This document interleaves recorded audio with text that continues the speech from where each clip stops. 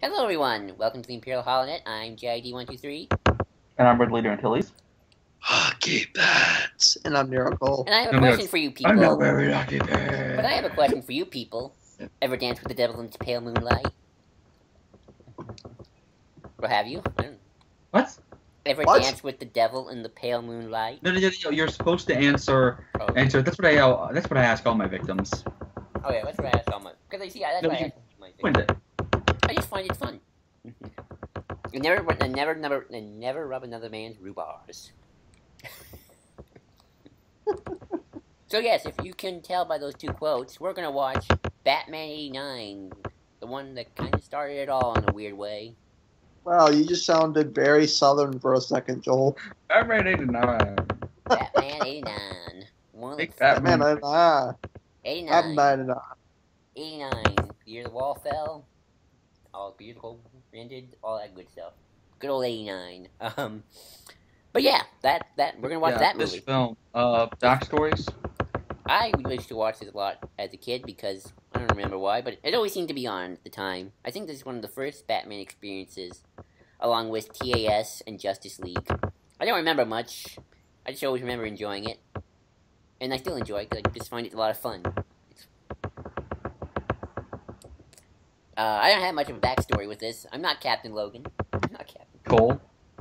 I have never seen this movie. Wait, what? Yeah, never seen it. Holy crap.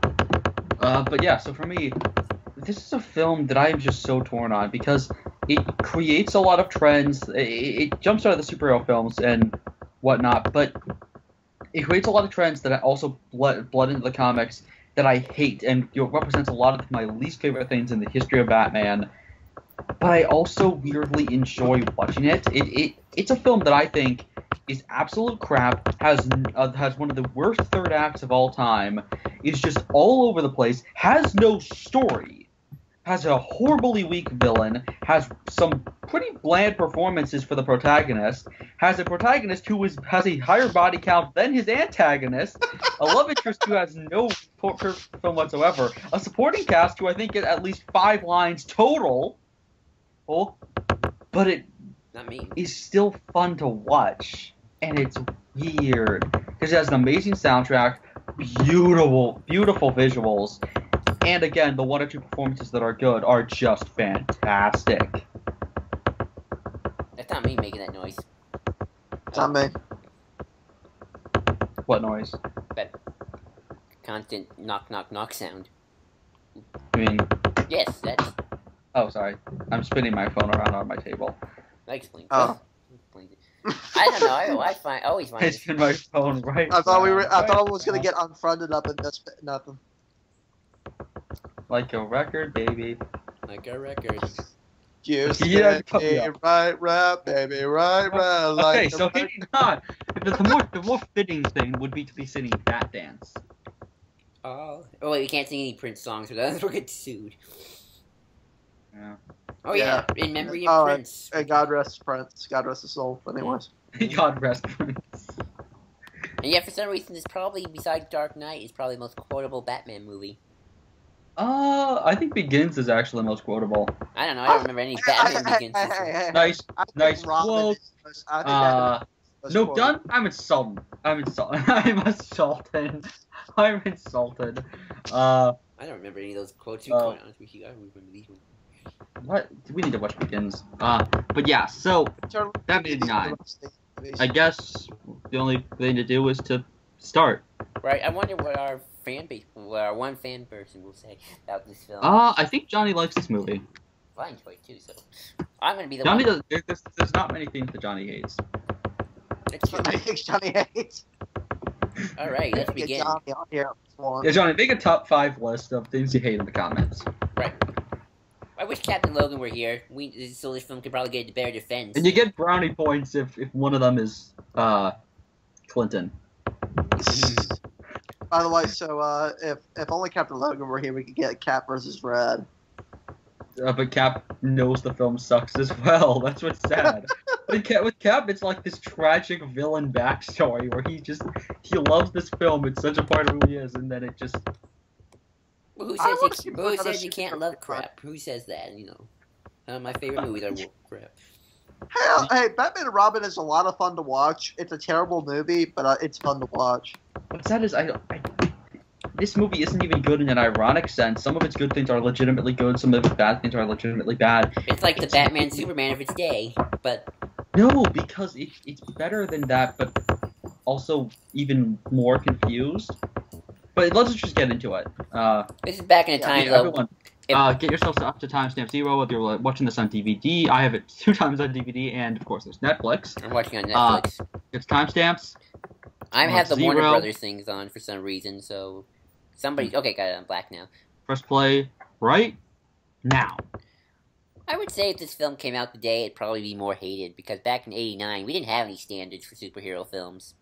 Well, you also have to take into consideration that was how prolific was Michael Keaton, and also Everyone hated him when he was cast as Batman. I mean, Adam West and Burt Ward went on record on talk shows and made fun of the guy. Huh. He was Like, the Ben really? Affleck of his day, in a weird sense. Can you remember? No, because at least with Affleck there were people defending him. Nobody defended He was Mr. Keaton. Mom and Beetlejuice. It was Mr. Mom and Beetlejuice, and that was it. Oh, I love this People- music. I forgot by this is the a way. Tim Burton film. I love this music, by the way. Dun dun dun dun. I think it has probably one of my favorite Batman themes. I just always think. This Danny Elfman is just amazing. That's just some really bad CG. It's not CG though. It kind of looks like it though. It's well, you'll understand when you look closer. What do you think you're looking at? Rock. Pavement. What do you think you're looking Model. Rock. at? Well, no, like what do you think you're supposed to be looking at? The Steelers. Road. I Keep think- watching. This is amazing. This is actually one of the best openings you could possibly get. It's just fantastic, and the slow build and the jazz and the saxophone when that comes in, and just this film is so fun to watch. It's something that I love to just turn off the audio. Well, turn off the audio and then just put the soundtrack on while I watch the film. I have no idea what I'm looking. Oh, it's the bat symbol. That's Yep. right. That's what we forgot. It's a giant stone bat symbol, and it's so cool. At least this film's entertaining. Thank God for that. The one thing you can't say about this film, it's not boring. Well, we'll find out. And if I'm asleep in the first few minutes, Well, you don't have the audio on, or any music, so you're kind of missing out on the good. Some things just need Mm. that Bob Kane. Boo, boo. Boo, Bob Kane. You really hate Bob Kane? Oh yeah, Yeah. he's not a good person. I'll send you a shitload of articles about it. I already Cool. saw them. I watched to the say. Oh, and Sam Hamm, who's a genuinely good writer. Can we please have do the rest of these movies? I don't think they have the rest of them on Netflix though. No, well, rather than I can do them. Do you own any of the other ones, Joel? I own all of them. No, I own them as that box. There's a box. I don't know any of them except the Nolan trilogy and Mask of the Phantasm. I still want to do Mask of the Phantasm. You can legally obtain returns. That's true. I mean, I could. Also, so yeah, this is a really nice intro to the city. You get This is more. actually really good. This is actually really good. When I rewatched this a couple work. of weeks ago, I always thought this was the Bruce Wayne attack. I mean, parents attack. I know it's such a good fake out because they're walking out of the theater, or it looks like they're walking out of the theater because you see Monarch Theater. Oh yeah, it's a nice fake out. It's weird that you only see like one or two, I'm sorry. Damn, like thank places you. for the entire city. Like it's always outside Monarch Theater when you actually get to street stuff, or outside the cathedral. Everything kind of happens in a very isolated area. I mean, I love this Gotham, but it does kind of feel a little small at points. Do they say the name of Bruce Wayne's mother in this movie? Nope. The stuff with his parents is very, like, It's not. not very touched upon. It's really just there for the sake of referencing the comics. Do you Right. think this movie is better if you don't consider this a Batman film? Like if you have no attachment to Batman whatsoever? This camera works really good. I don't know if I would say that. I mean, Well, if this was your first Batman thing, would you enjoy it? This was mine, but well, possibly. I mean, it's a very visually stimulating thing. It's interesting. It's just such a hard thing to gauge because I think for a lot of people it was that Batman. People knew what Batman was, but they were seeing him in a very different light than they ever had before. Well, yeah, it's '89. The only thing we knew about Batman was Adam West. In the public consciousness, yeah. And this shot right here is amazing. Yes. Just, oh, it's fantastic. That's actually a really comic looking shadow, but it really works. Mm-hmm. Too bad the nostalgia critic's not here. Oh, I love that. Don't leave home without it. It's like that's reference to Batman and Robin. Okay. Oh Lord. Before that, yeah, the back credit card is. Sorry about that. Again. Unplug the landline like in every single. Which this is such a kind of classic Batman thing, having thugs debate if Batman's real or not, or what Batman is. You get a lot of this dialogue in the Arkham games. Yeah. This is when they're still doing urban myth Batman before, like, Batman was just working for the police. Well, I guess after that, in terms of comics. Oh, that's really cool. Oh, yeah, that shot of him landing. I can just. This is such a good introduction to Batman, and it's too bad that this film, like, it doesn't get Batman at all. But they get the visuals. Yeah. I don't understand. Well, Batman's not a character. He is really, really wimpy right here, to be honest. Yeah, he does. Like, he's so slow. Like, he lets himself get shot. Like, he's kind of a shithead. Like, you get that he's trying to intimidate them, but he's just sitting there with his cape up and, like, flapping it. And, like, if he wants them to think that he's a monster or something, then don't let them see his face as much. Yeah. Well, you gotta also remember, this was made in '89. Audiences, movie making is way more different than it was back then. Yeah, but even then, you could still play around with the shots. Yeah. No, I mean, from storytelling perspective, we're still freaking. What do you mean from a storytelling perspective? I don't know, I just feel like movies in '89 were like differently. I love that. There's the famous line that every Batman has done since then. But what do you mean, like, story perspective? Because from a story perspective, we've done films time and time again before this, and in comics and stuff like that, where you have a mysterious character who isn't shown too much. I mean, he's kind of like slasher flick-esque here, which is just weird. Billy Dee Williams is Harvey Dent. Yes. This is before you contracted Michael Jackson syndrome, quoting Captain Logan.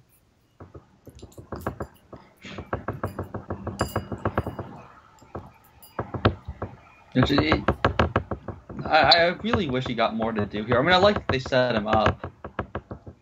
Yeah. I bet you he would have made actually a pretty decent Two-Face. Mm-hmm. He probably would have. Oh, is I that only Billy wish Dee there was Williams? one shot. I wish there was a shot of his face, like, covered in shadow at one point. That'd be Is this great. Billy Dee Williams? Yeah. Oh, that's great. We just said Lando that. was the DA for a while. Yeah. Well, actually, one movie. Yep. There's Commissioner Gordon. He didn't get anything to do. Oh yeah, he's definitely Golden Age Gordon in a lot of ways, where he doesn't do much of anything. Then again, Gordon was always that way for quite a long time. Well, Gordon gets really undermined and Forever and Robin. And here's the first appearance of Jack. Jack. I love saying that name like that. Jack. These people who shouldn't live here. They'd be happier someplace else. I love that line. Joker gets all the good lines in this movie.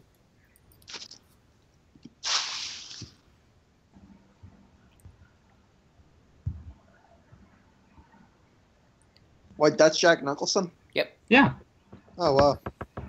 Young No, Jack. my only thing is I don't like knowing the Joker before he's the Joker. Especially because he's already the Joker before he's the Joker. Like, he just laughs. He's the Joker, and then he falls into a vat of acid, becomes pale, and then he laughs a little bit more. That's it. He's already the Joker personality. So Like, he's already a psycho beforehand. it's sort of like the TAS version. Not Zack really, Napier. though, because TS version wasn't crazy yet. Well, you have to be crazy to be a murderer. But he is crazy here. The point is the Joker's not supposed to be crazy until he's away. What's your opinion of Vicky Vale, Red? Dude, he's like carrying around Joker cards. He's making all kinds of Joker-esque lines and like being all sadistic, everything. And they call him crazy. Eckhart calls him crazy. Like that's the point. Like in TAS, they hinted the Joker's backstory, but was that Joker a freaking psycho beforehand? Plus, that Joker wasn't even that crazy when he became Joker. It's just a completely different thing. Wait, what's your opinion of Vicky Vale? She serves no purpose. She's not even a reporter. She's just a photographer. She's like female Peter Parker, pretty much. That person looks Screams a lot constantly. Is really boring. Does not serve a purpose in the film. But here's my favorite character in the film, Knox. Is that the not Bullock? I like the guy with not Bullocks. Wait, is Montoya in this film? Nope, but this is Eckhart, who should have been Harvey Bullock. I don't know why he wasn't. Was Bullock even a character? I mean Bullock. Yes, Bullock was created in, I believe, 84 or 85. I actually own his first appearance. Let me look at it. Oh, okay. In singles, which is awesome. Costs $25. What is that? But yeah, Knox is just awesome. Like, Knox is the true hero of this story, as like Chris Sim broke down. Like, Batman is possibly a date rapist. I'll get into that. Like, Joker is a psycho with no real motivation, and then Knox is this like stalwart, like good person who's just doing everything he can to do the right thing, to find the truth. Like, he's the true hero of the story. Look, there's Bob. Bob's the best. He's just whacked in that one part of a car. Every Joker needs a Bob. One person described him as the Boba Fett of Batman '89. Do you think he had like this long backstory? 1983. I think Bob has like this big backstory, and he's part of some warrior traditions that span back hundreds of thousands of years. Yeah, Harvey Bullock is from 1983, when he was first created. So, yep, there was plenty of time. I just don't get why you have the fat cop who's corrupt in 1989. Why is he not Harvey Bullock? It's kind of a similar thing with J.J. Abrams. Oh, yeah, with J.J. Abrams. And also with another person who should have been Harvey Bullock in Dark Knight.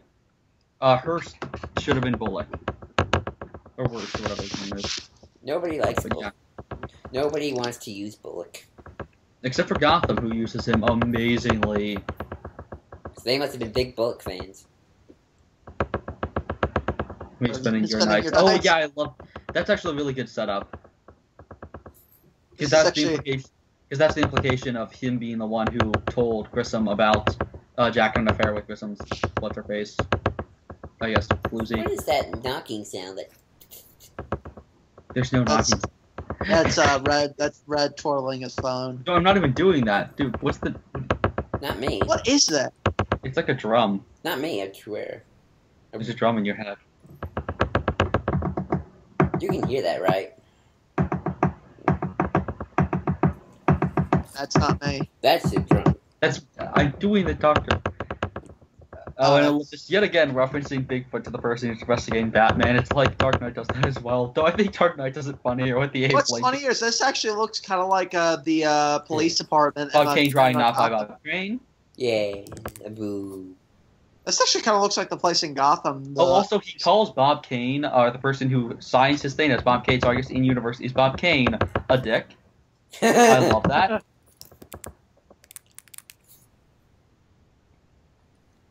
Vicky Vale. With her 80s glasses and hairstyle. Hey, she kind of looks like Felicity. Actually, yeah, kind of. That's scary. Like that kind of We're hair. gonna get a long Coda Maltese reference. Yay, nice reference to Dark Knight Returns. And proof that Tim Burton did read comics past, other than 89 in the Golden Age, in the first few issues of Golden Age stuff, which means that he's a complete lying bitch. Right. Like bats. It's like... Who plays Vicky Vale? Do you always have to attack people, Red? You know, they're people too, you know. One day you're gonna make something and they're gonna call you names.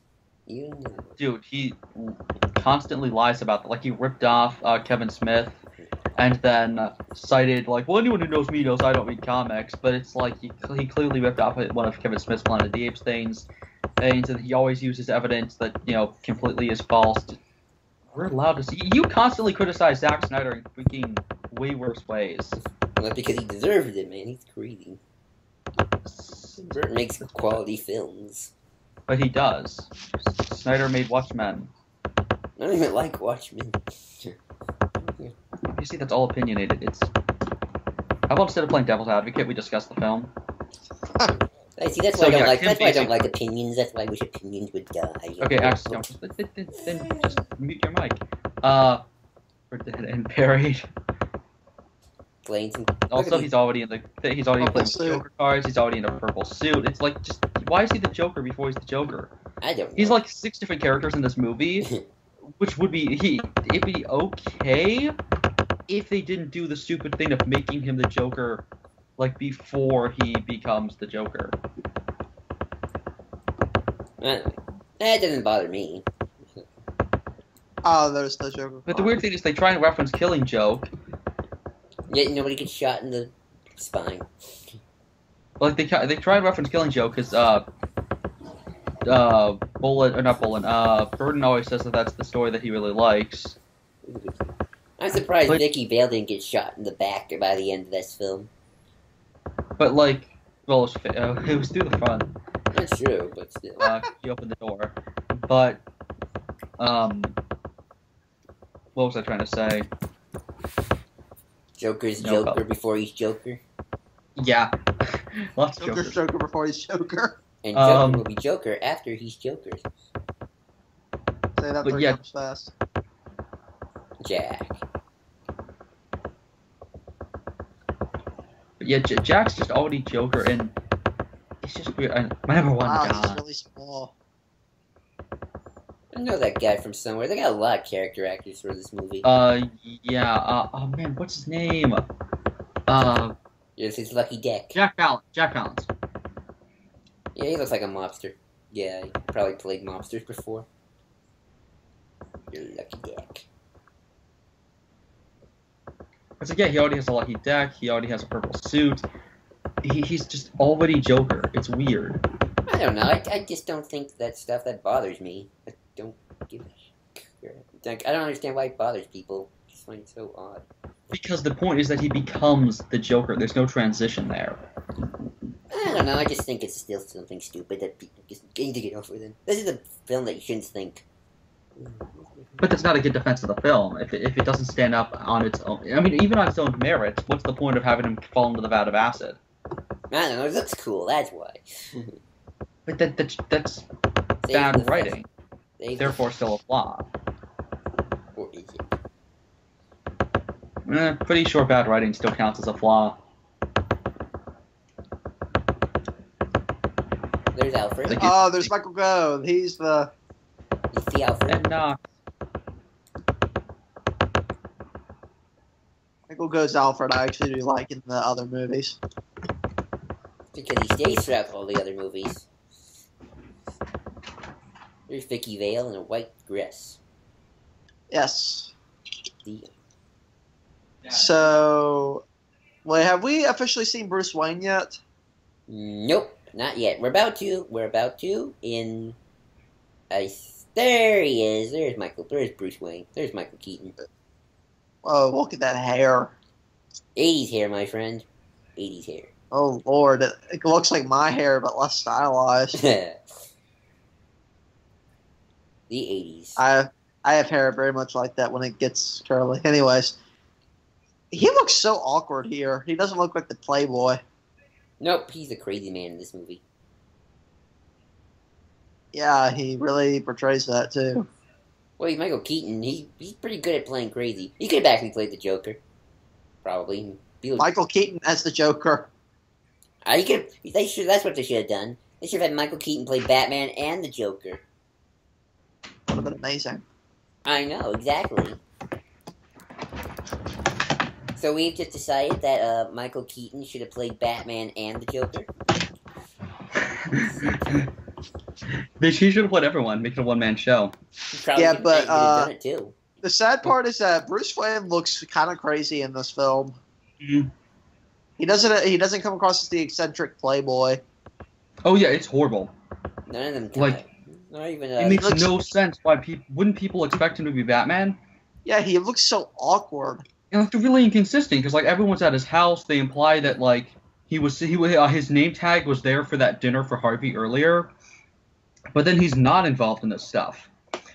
And it's that stupid thing that a lot of stories try and do, where they're like, well, the rich superhero isn't really rich, which actually makes the character less likable. Because a more likable rich hero would be a rich hero who uses their money to help people. But instead we just kind of see him being like, I wish I wasn't rich. It's like, but that's annoying, isn't it? A more interesting protagonist is one who is glad he's rich because he can use his money for good. I don't know. Yeah, probably. I wouldn't really be rich. Granted, I wouldn't do something for good.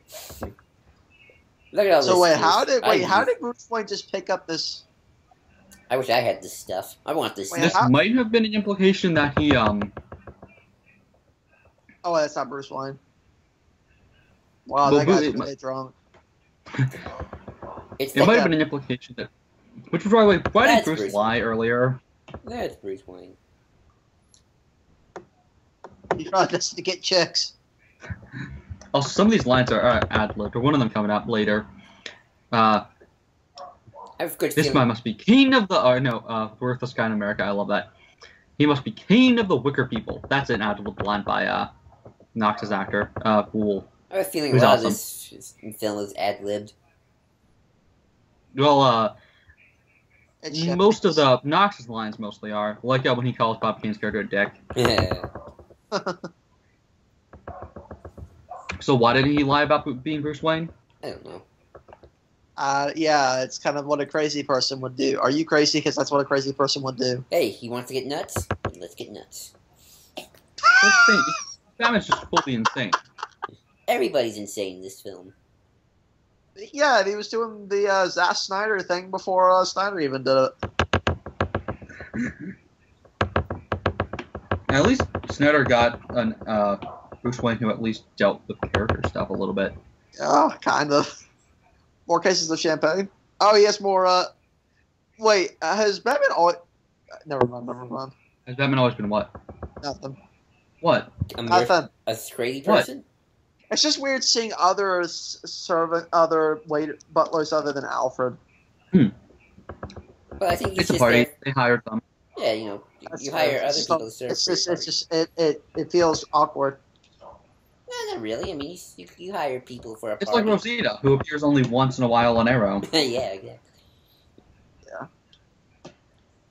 This film would have got lambasted if it came out today. It probably would have been the Batman and Superman of today if it came out today. I don't know. It's still visually appealing enough. I don't know. Yeah.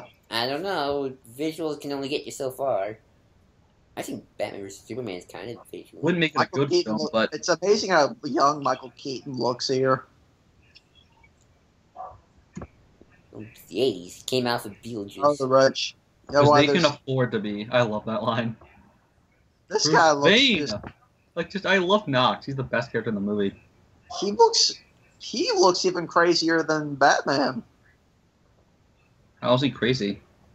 Just by his look, just something about him. Just Yeah, he got a bit of a crazy eyes. Got those- yeah, he kind of does. Like, unless Also, why does Bruce need like 8 cameras pointing in the exact same direction?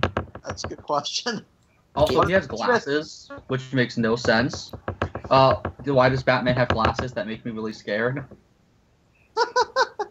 And Well, what he sucks is you could have done this in the coolest way possible, where he has the lenses, and the lenses are like glasses on his cowl, but they don't. Mhm. There's so much potential there. I guess it's just to make him seem more like a rich person, even though you kind of already done that. I Sophisticated. feel like it's trying to make him a normal person. My only problem is I don't want Batman to be a normal person, especially when he's killing people left and right. Like, he's supposed to be down to earth. It's like, I don't know about you, but my idea of how I spend a Saturday night is not blowing up a chemical plant. I don't know. I don't know how people spend their Saturday nights. It's, You wanted Jack Napier. it's sad that I can actually picture Jack Nicholson having a mugshot like that. Jack Napier's the one who killed his parents in this, right? Right. Yep. What do you think yeah, of We'll get to that. does anyone else hate the Eckhart, my God, line? It's just like, why is he on the police force if he's corrupt? Uh, mm, Wait, what? wait, what's it called? Eckhart is corrupt, yet he is still on the police force. Why? I don't get what your point is. Make money? I would. Wouldn't Gordon have kicked him out? Well, how would you? Well, how would Well, you this know is a very it's corrupt? incompetent Because looking. he reacts to it as, my God, when he finds out that Eckhart's on it. Oh. Oh, So, I guess Eckhart has friends in powerful places. like, Gordon can just kick him out because Gordon doesn't seem afraid of the mob. No, that's right. that's some really bad looking water or whatever that is. Those Chemicals. chemicals. Supposed to be oil or something. Ace chemicals. Don't explain what chemicals, just chemicals. Don't Yeah. explain the chemicals. Just Right, chemicals. access. It's 'Cause for some chemicals. reason, it's Why not. are they walking in a single in a straight line? Because it looks funny. That is the stupidest thing I've seen in a long Oh time. no, it's amazing. I'm gonna probably get a lot of hate for this, but that's hilarious. Wow, this guy's really incompetent. I love how many levers this thing has. Yeah, that's straight up cartoon. Again, but again, the visuals in this film are just amazing. And That then actually looks really good. I would do like Joker in a trench coat. Looks so cool. But yeah, this is like straight out of the Killing Joke. But what's weird to me is why is it called Axis? Axis Where chemicals. he gets- Yeah, because in the place where Red Hood falls into the acid is called Ace Chemicals. It's always Wait, been didn't he Ace. just hang him? Oh no, he didn't. He's kind of upside down. And then in Batman's first appearance, there was it called the Case of the Chemical Syndicate. There was a chemical plant called Apex. Why is it called Axis? Pick one. I have no idea. I don't know. Difference. They like doing. Movies like doing that, I guess. It's just a random choice. It doesn't have.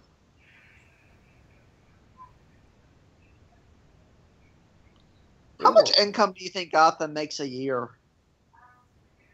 Well, depends. How much are we talking legally or illegally? That's good. Well, illegally. We'll go with illegally. Good city, whatever Chicago makes. Let's just say that. Well, isn't Gotham more based on New York? Backhand. That was awesome. Hell yeah.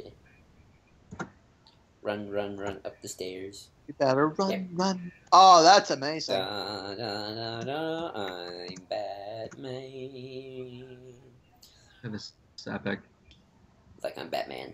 I don't need to be running. I'm just Batman. I'm just gonna be walking. He kind of looks like Mark Hamill there, A little, yeah. like an older Mark Hamill. Apparently, Robin Williams was gonna originally do the Joker. Have you ever seen the? No, it wasn't he supposed to be Hatter Was Hatter okay? Oh, in not Returns, Batman and Robin. Also, yeah, Batman's awesome right here. This is a genuinely cool shot. we should totally watch later. I wish Batman Forever was on this. It'd be weird. We probably have more nicer things. The Joker's pretty cool. That guy actually kind of looks like Bullock. Bob? Yeah. That's his name, Bob. Oh. My mom actually waited in line to see this in theaters, I think. It's awesome. Nice outfit.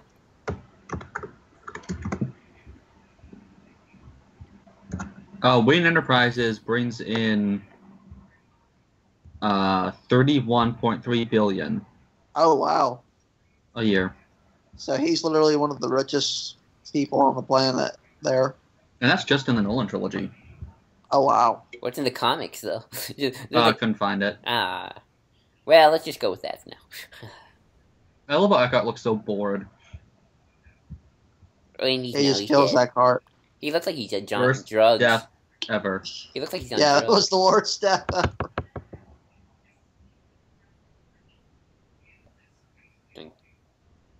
Wait, did he just shoot him in the eye?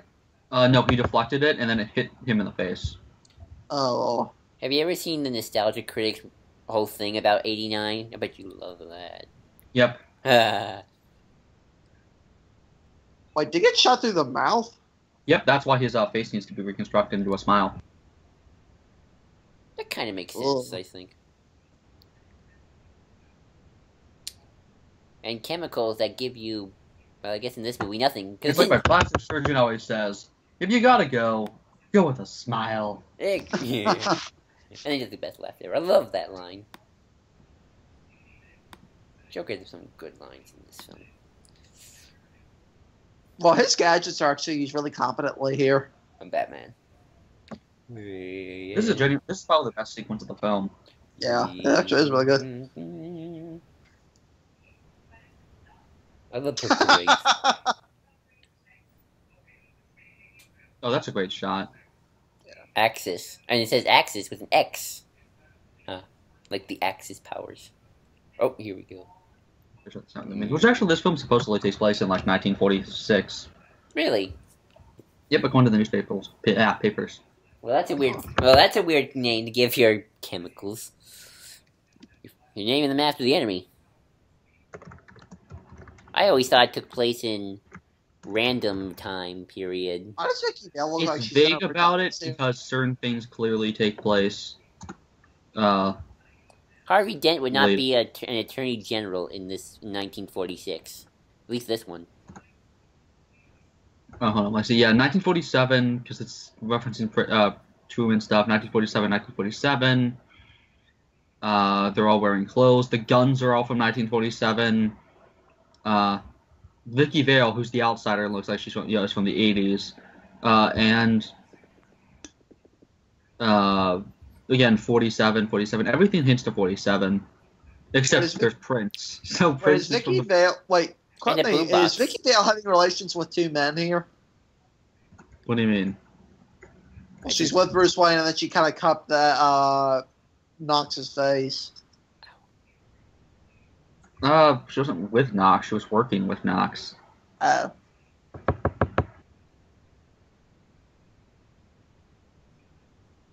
They have genuine chemistry, and he didn't get her drunk off her ass. So, of course she can't be with him. He's the good person.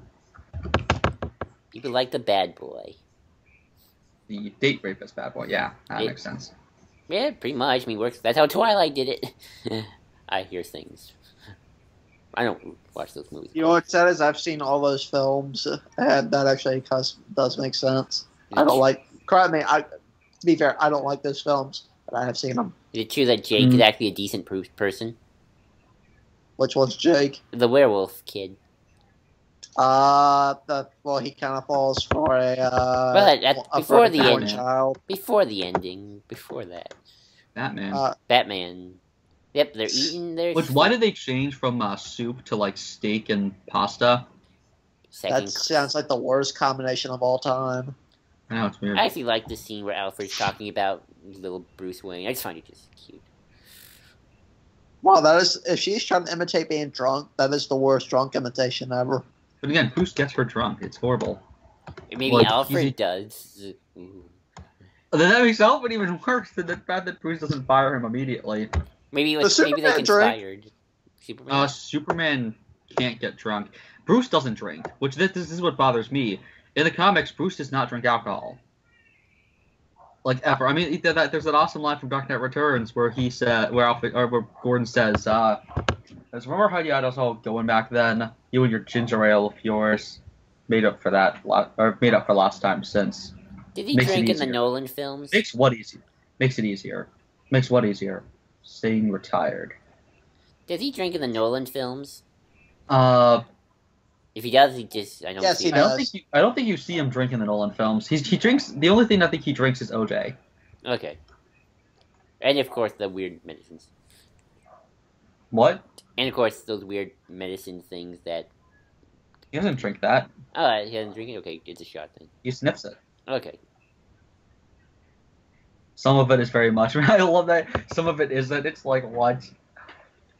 The diamond was definitely not. Again, like they're trying to make him seem all down to earth and stuff like that.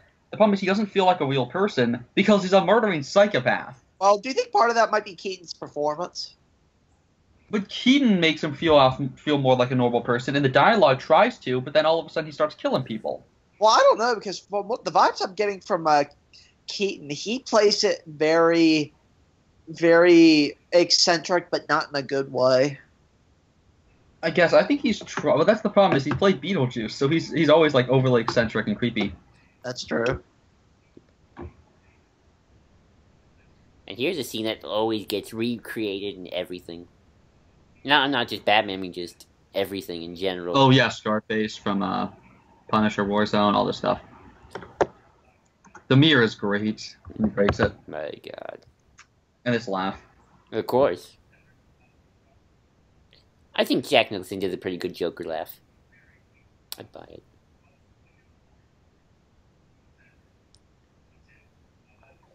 You understand that the nerves were completely severed. I'm surprised did that guy, did the doctor get killed? I forget. Nope. Wow, he lived. He lived. But yeah. This reminds me of Frankenstein almost. Yeah, kinda.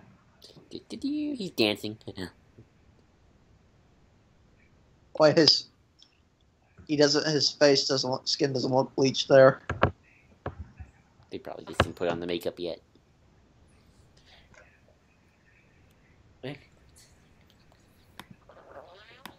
Yeah, Bruce being incredibly creepy and horrible. What the? Why do you have glasses on when you're?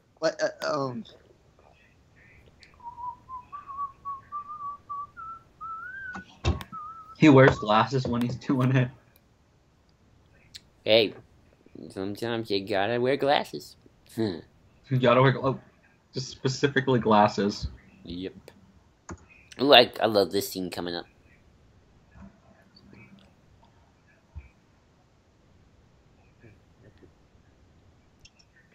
Two statues. Those actually look pretty good. Here we go. Oh yeah, but Cap's reading of that line was great. Sugar bombs. In their quote along, Sugar bombs. Sugar bombs. Jack. And this is just such a great scene.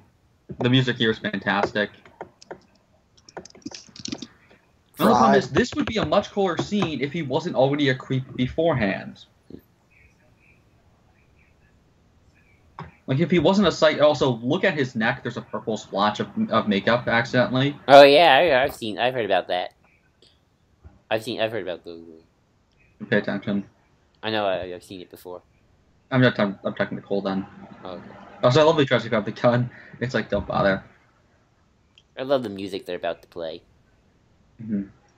And also just the sounds he picks are great. It's very liberating. That's a good line. Yeah, these lines are awesome. Therapy. Jack. Listen. Maybe we can cut a deal. Yeah, Jack is dead, my friend. You can call me. I see it. Yeah. But the weird thing is, he already was Jack. He already was Joker. I'm a lot happier. No, he isn't. He's the exact same guy. Just a little bit of his inhibitions taken away. It'd be better if you saw him more subtle with it. Like, he's unhinged, but nobody realizes. The problem is everyone knows that he's a creep beforehand. But his face when he just throws the gun and hat is great. I love this. I love the next line coming up. What a day. I love that. Like, what a day, what a day. And then this moment, which is he sleeping or is he exercising? No, he's sleeping. No, wait a little bit. Exercising? No, hold on. Next scene. I think next scene. You know what I'm talking about, because it's the biggest debate of this film. Oh, I know what you're talking You mean about. hallucinating? No. Wait for this one. Yeah, this. Oh, I don't know. Part of me wants to think he's sleeping, because I think he'd be crazy enough to do it. But I don't know. He could be exercising. Gotta keep the bat legs in tow. Is that what he's squeaking? It's like, yeah, because he's Batman. Ooh. Like, what is that? What is that? He's exercising. I guess it looks. Yeah, I guess he is. It's just weird. Oh, here's another. Ah, Here's another. Gotham City. Here's another one. It always brings a smile to my face. Meaning it is Heath Ledger. Winged freak. Oh, here comes the famous line. What famous line? This one. Wait till they get a load of me. Oh yeah, wait till they get a load of me.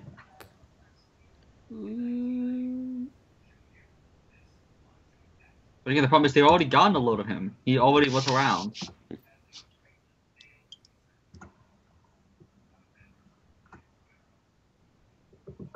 He must have been exercising because he's on the couch now.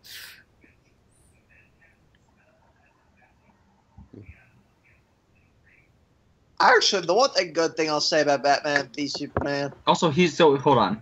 He's going to a meeting today. Just today. And then she says he's going on a meeting today to Alfred. Oh, no. He says, why does he say a few days? Why not just say today, since he isn't even leaving anywhere? And on top of that, she asks Alfred, and Alfred lies. Or Alfred confirms that he's lying. What the heck? Like, Alfred is a dumbass here. One of the good things I'll say about Batman v Superman, and then I'll get back on the top of the movie. I actually do like seeing Bruce in that movie train. It was training? I forgot that. Yeah, remember when he was with those big balls? Yeah, with the tire. Oh, that's right. With those big balls. I forgot. Whoops. I don't remember much of Batman vs Superman, to be honest.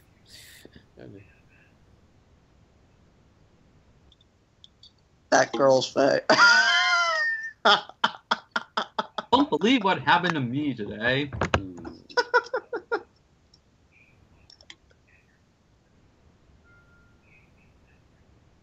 Oh, and I love this. Just these mobsters. Oh, yeah, this is a great one.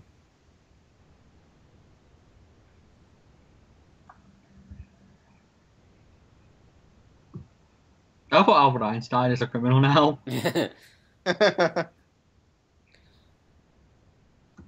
But yeah, it's also funny that both these movies have Bruce, like, waking up with some random woman in his bed. I still don't know who that person is in Batman v Superman. Is Nicholson just regularly doing that smile, or is that actually... Oh, that's prosthetics. That's what I thought.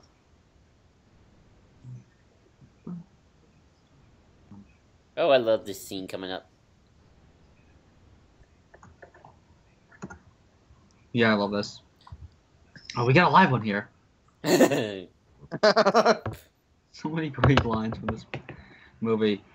It's like, it has no plot. It's just Joker doing whatever, and Batman doing whatever, and characters just kind of show up, but... It's a movie about nothing. That movie's actually really creepy. Ooh, and a cool clown tonight. I love that. It's a... Joker thugs. Okay, I know this is gonna sound random. I'm looking at at a website, and they have a overview of all of Batman's gadgets from the films. And instead of an LCD screen, they accidentally said LSD screen. Oh, so it says that Batman has an LSD batarang.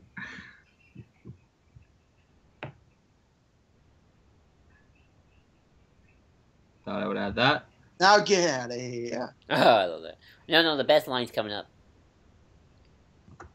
I think the I'm glad you're dead speech. What? The I'm glad you're dead speech. Oh, I love that. I love that speech. It's so great. I've used it a couple times in my stuff. Wow, that smile without the makeup is actually really, really creepy. Oh yeah, he's fucking terrifying. Oh, here comes a good one.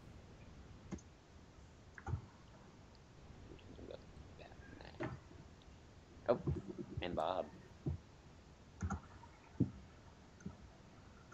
Remember, you I'm number one, a guy. Yes, sir. Also, I love how they have classic Joker on their on his arm or on his chest. Wait till you see the patches later. I I love how Bob just looks him straight in the face and just doesn't. Oh, that's terrifying. Mm. Not that bad, people. That's actually really good. Maybe See, the entire plot of this movie is Batman knocks the guy on acid, then the guy kills some mobsters, and then he blows. I don't know how to describe the villain plot because there's no plot. it's a There's no theme. There's no like just themes. Like say what you will about Batman v Superman, but there's a theme being discussed. Yeah, there's a theme there. It gets lost very, very quickly, but it's there. Maybe this is a film that didn't want a theme. I don't know. Maybe it's not trying to. That, You know, but then it's not a film. Make a freaking like that's part art of the house film. picture You need a theme for a vignette film. thing.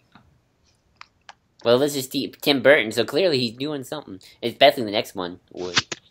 But Tim Burton has done themes and good stories and stuff like that. Is just the problem. Yeah, Nightmare Before Christmas. There are themes. But why does every movie need a theme?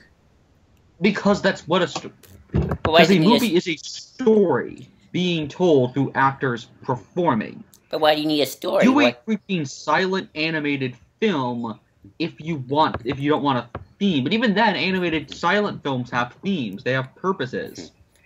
Why does everything need to have purpose? Sometimes things just are, and this is what that is. But that's not what a movie is about. Well, why does it need to be about it? Why can't we just do it? Let's just do it. That makes no sense. So, then Exactly. why are people going to? But the thing is, why are people going to go see it? Because it's interesting. Because it's different. But it can't be And if interesting it's there's no interesting, that essence means to there's it. something there. A No, there theme doesn't. must exist. There has to be a through line. I don't believe in that. I don't believe in that at all. That's your problem. Did You're always you thinking, not take? Did you like get a? Did you fail at English growing up? well, yeah, a couple of them, yeah, but that's not the point. I failed math. Yes, that clearly isn't the situation. I feel Well, bad for part of your the thing English is, for a teacher. good movie, you need a coherent story. You need themes. You need ideas, and you need to interconnect them, especially in a film, through images and details. If you have none of those, all you have is a really cookie cutter and cliche film that really all it serves is for eye candy, and that's really what some films. And that's a are. problem because I don't understand. Because then what do you get out of watching it? Fun and entertainment. But you can do fun entertainment with a theme. But you don't need it. That's the point. Yes, you do. No, you don't. Yes, you do. No, you don't. It's a movie. In a movie, it is a sequential story. It is in sequence. There is a through line. No, I don't believe you don't need that at all. I think. Yes, that's what a film is. A film is sequential art. Well, maybe it's time we change the rules. They were meant to be. Then a film would no longer be a film. You understand what sequential art is, right? No, I don't. I'm not artsy. Oh my I'm just, gosh. I don't understand films. Sequential art means it's a story. Dude, that I is don't care telling- about. I it's don't a care about story analysis. going I don't. piece by piece. But then that's what we're doing. It's a commentary. We are analyzing the film. I don't know. I'm just watching the film, to be honest. And I like. Oh, here comes a good scene coming But up. people watch films and like even if you don't realize it, you latch on to character stuff. And that's also Joker kills a guy with a pen. That's awesome. Not as cool as a pencil, but still. Nice. I don't know. The pen or the pencil. What is the better weapon? That's my debate. Pencil. I don't I'm know. gonna say pencil just because lead. Yeah. Oh yeah, you can poison people with lead. I always forget that. I mean, a very small amount, but still. I always forget that. I don't know. You can. I heard that's how Rome fell because of lead.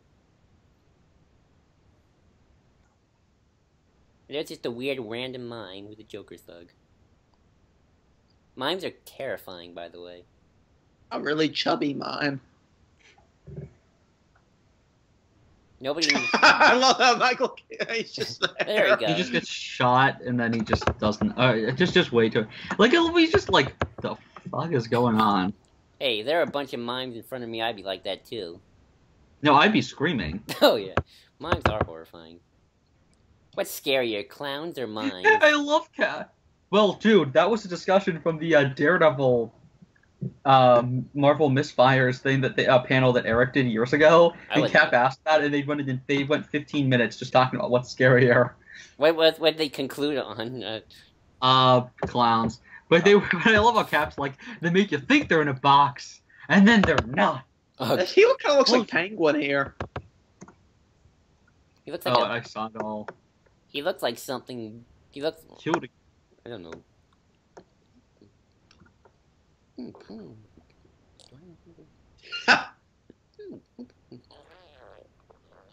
Theme is a misunderstood concept. Defining it as a central idea of a subject as dictionary definition is inadequate. What do I look like? A It is the dictionary? heart I don't look up words. It is the heart and soul, but they're saying the dictionary is wrong. It is the heart and soul of an artistic work. It is the reason for being. It takes on the form of a social issue that artists feels strongly about. Theme is similar to the title of a work. The title, in theory, should reflect the story as a whole.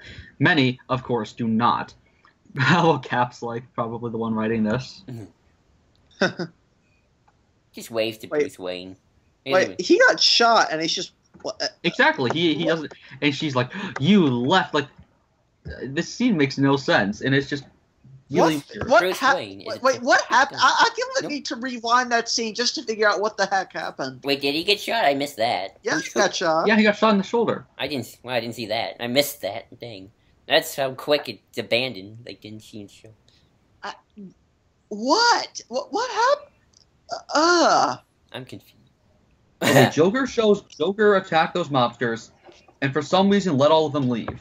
Then he hunts them down and kills them in public, so that he can later announce that he is not a killer, I'd love to read the even though he killed them on camera. What does the Wikipedia page of this movie say? I would love to read that. Try to figure that one out, people. Like, you know, Yeah. Wikipedia has a plot. I wonder what they... I love that. Oh, that's a good one. Doo-doo.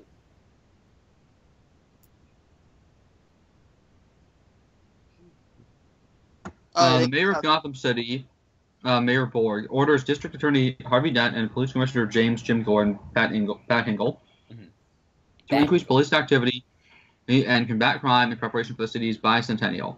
Reporter Alexander Knox and photojournalist Vicky Vale begin to investigate the reports of a vigilante nicknamed Batman, who was targeting the city's criminals. Mob boss Carl Grissom, Jack Palance, who has already been targeted by Dent, discovers that his mistress, Alicia, Jerry Hall, is involved with the second man, Jack Napier. I gotta find it. With the help of corrupt police lieutenant Max Eckhart, William Hootkins, who, by the way, is Porkins. Porkins! Eckhart is actually Porkins. Oh, wow. Hey, look, Grissom sets up Napier to be murdered during a raid on Axis Chemicals plant during the... Okay, I'm trying to find where that point we just saw is. I found the script if anyone wants to help. Okay, yeah, he just says... Well, I guess the point of that scene is to establish that Bruce realizes that Jack Napier is still alive. I guess. That makes sense. I think. I can't get over Keaton's performance in this. Why? For some reason, it really bothers me. He just doesn't... Well, he ain't a good Bruce Wayne, if that's what you say. Yeah, that's what I mean. And he just feels off. I guess maybe if that's the intention, cool, but it just comes off as really odd. Wait until you watch the next one. It's even worse. Everything's odd. Well, look at that guy. But at least that's better, because at least it's consistent with its own world. That's true. The 89 universe. Except for Upper and That one Schumacher did. Robin. But it's still in the same universe. Technically, yes. What is going on here? I feel they were taking a bunch of analysis pictures of what's going on just to figure this out. They were taking a bunch of pictures of the people for some reason. And then he, for some reason, which that's another thing. This movie is about Batman and Joker competing over a girl. Yep, pretty much. Really think about that. Yeah, pretty much. L'amore. L'amore. I feel like I don't have an education high enough Hard to stay to alive. grasp what the movie's trying to tell me here. Also, That- notice that the Joker that patches Joker on their and Batman shirts wanna get are into bed with a classic girl. Joker. Oh, yeah, that's pretty cool. I think what I was trying to educate you on is that Batman and Joker want to put their ding-dongs in Vicky Vale. No. Batman wants to show her the bat pole, and Joker wants to show her the bang gun. Exactly. There's the movie. That's all I can come up with. It's not Star Wars, okay? I can't do the lightsaber joke every time. Whee! But yeah, I do actually like this idea. The only thing is it's never set up, which is the sadistic artist. Oh, yeah. I could be made to like that too, but it just feels really out of place. I know, the entire film, it should have been sadistic artist Joker, because that's a brilliant take on the character. Yeah. He makes I art. want to see a whole film of that Joker. He makes art. I forget the rest of the line, dang it. Oh, what's the line? I'm the first. Oh, yeah. I want to be the world's first fully homicide, fully functional homicidal artist. And he wants to be on the $1 bill. No, Yeah, but I love it's not art, but it's good. It's not art, but it's good. Or it's not art, but I like it. Exactly. There's the how you describe this movie. It's not art, but I like it. And that guy looks like he's been on everything. These two look like they've been on everything. They look like your stereotypical. Also, shoulder pads. Hey, shoulder pads are awesome.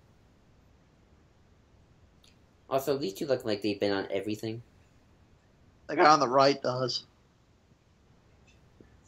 I've seen that guy on the right from somewhere. You know what's kind of weird is this film kind of randomly, for about 20 minutes, does the plot of the first Joker story.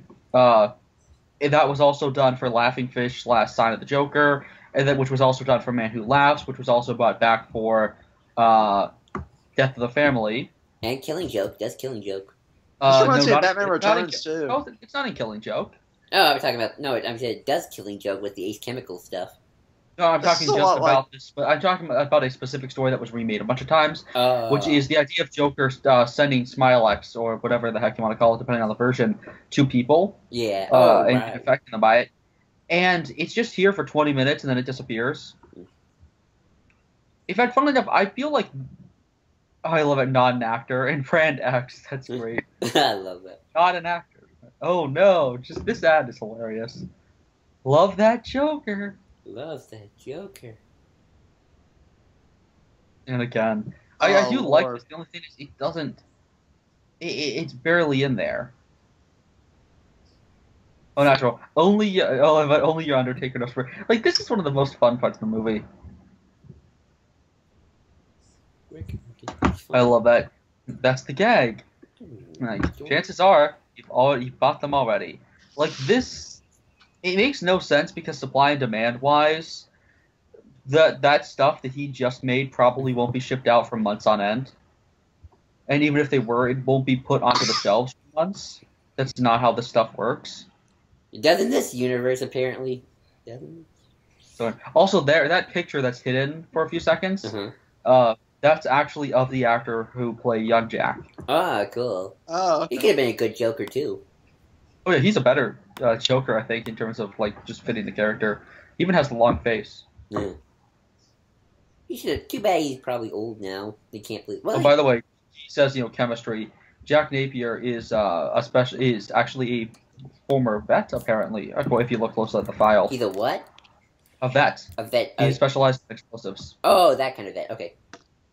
I thought... He's a vet. He takes care of cats? He's Duke. Also, these people look really horrible. And they look chronically depressed.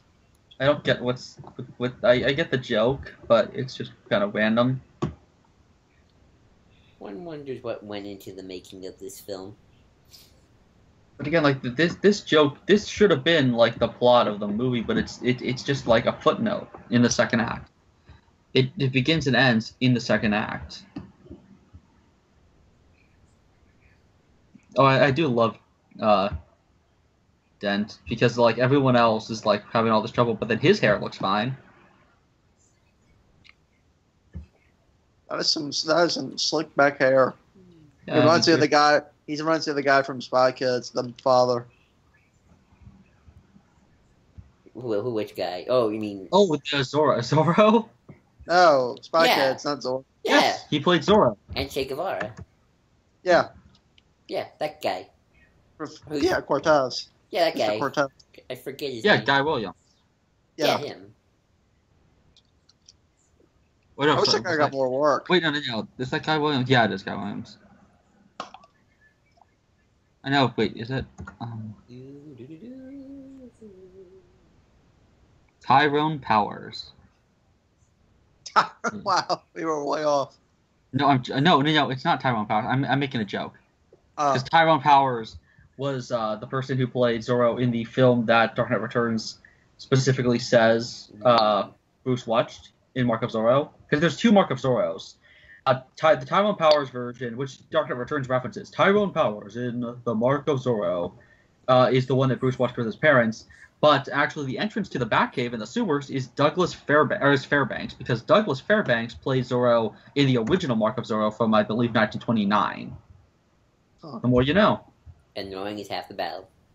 I know all these weird, obscure facts about... You see, this is what I said, what I meant earlier when I was saying that I'm a bigger Batman fan than I am a Star Wars fan, and it's hard to not talk about Batman stuff, because I'm just filled to the brim with all this knowledge. it's sad that you have knowledge that you can't communicate. Yeah, you can tell I love Batman stuff. Like, to a We need point... to get you and Steve in here. It's like, exactly, Steve and I doing this video would be hilarious. Also, why does it take Bruce so long to get here? That's a good question. And he shows up in full suit, which clearly he has to go back to the cave and put on. Maybe he So saw. what did he show up in the parking lot, see Joker's gang about 20 minutes before they went inside, went all the way back home to get the suit, and they came back? Probably. That's my guess. Unless what would have been cool? They should have had a scene where he has the Batmobile come to him with the suit, and like maybe have him change in the back and be too late to come in. But he lets all these people die if he is there. Also, why is it sleeping gas instead of Joker gas instead of laughing gas? Also, I love the just smiley face. Well, not smiley face, but I guess they didn't I want don't to know put all what the the color smiley is. faces on people. I don't know. Maybe that's why. no, the respirator thing. All right. No, this is still hilarious. It's insane. It comes out of nowhere. Again, it's Joker. You know. That's a really bad cut. But it's so funny. And here comes That probably one of the editing best right scenes. there was really bad. And here comes one of my favorite scenes in the movie, which I have recreated many What did you times. say, Cole? Oh, this I scene. said that. Oh, I said that cut right as they cut to the scene was really bad. It was a really obvious cut. I love that paint box being that color. So just them. Let's run Narma. this is a good scene. This is awesome. It's so random. It feels totally just out of nowhere. It serves no purpose in the film. It goes against the whole it goes against the whole like ambiguous timeline thing. But it's great. Exactly. I agree. But at the same time, it's a horrible film, but a really fun one to watch. I don't know if it's horrible. I've seen worse. Well, it's a bad film. I don't know. I've seen worse. He draws a little red dot. Like, dude, do more than that. He's a postmodernist, my friend. These guys are having a ball He was doing the this. He was before postmodernism. These guys are so into it. It's great. I think Postmodernism was the 70s. Let me see. I don't know. I just know that postmodernism involves the dot. Well, because apparently. How many shots do you think this took to get? I don't know. Could have been one. Could have been many. Oh wow! Postmodernism is post 1875. Well, okay then. Oh, I love the $1 bill. Why does he look younger here? Oh, I love it. I like this. I kind of like this one. Who looks younger? Joker does. Yeah, you're right. It's very strange. I love how she doesn't run at all. She just sits there. She doesn't even get up to watch. She's just like You probably sitting could there. run from all these because they don't look like they have guns. Yeah, exactly. She's not even Wow, sick. Vicky Vale, you have just invented a whole new kind of stupid. Exactly. Yeah. I do love this What, thing.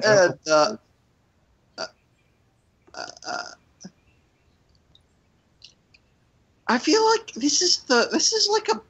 I feel like I'm on drugs watching a really good Batman movie. Except I'm not on drugs, and it's But not the Joker randomly starts dancing. Yeah. I wonder what it's like. this film on drugs. Somebody was on drugs making this film, probably. Well, it's Tim Burton. You have to wonder. That's The true. bodies. You give it such a glow. I don't know if it's art, but I like it. I love this Joker. Love that Joker. Why does he Love want that Vicky joke. Vale again? Because she's hot. Because reasons. Probably because she's hot, that's why. Or at least in his mind. That's all. I guess in an 80s way. Yeah, I mean, not to me. Well, Vicky Vale. It is Well, this David Vicky Vale's Ridley. actually pretty It's just- attractive. Yeah, but it's just, why is Joker like that? I mean, maybe it's just because I'm so used to the asexual Joker from that time in the comics. It's with the Or 80s. as Grant Morrison put it, 1980s. What did he word it as? I need to look at Super Gods. I saw it across the room. It's with the Oh, 80s, I think man. so. You couldn't have a sexual Joker. Now you can. You probably. No. They did. Have you read some of the 80s Joker stuff? No, I mean in the movies. You can't. Hmm. If you. Well, it wasn't asexual. It was like sexually. It's weird. Joker flip flops every other page. Like What's the Joker? You kind of have to. No, I'm talking about in film. You can't do that. I don't know, in terms of in film, it depends. A new aesthetic. But watch. Oh, and again, this idea for the Joker is great. Though this is really, I've really got a problem with this film with that nobody else probably has, which is it rips off Black Mask like a lot. I don't know what This Black Joker Mask is just a rip off of Black Mask. I don't know Black Mask very well, so. He's a Batman But I villain know from this that. era. I just don't know. The Just the thing is, Black Mask, he killed his parents, or may or may not have killed his parents. He's a Like monster. took over his family business because they wouldn't let him be with the secretary because she was just a common person, and so he like killed his parents. They took over the company, and then they were engaged or whatever.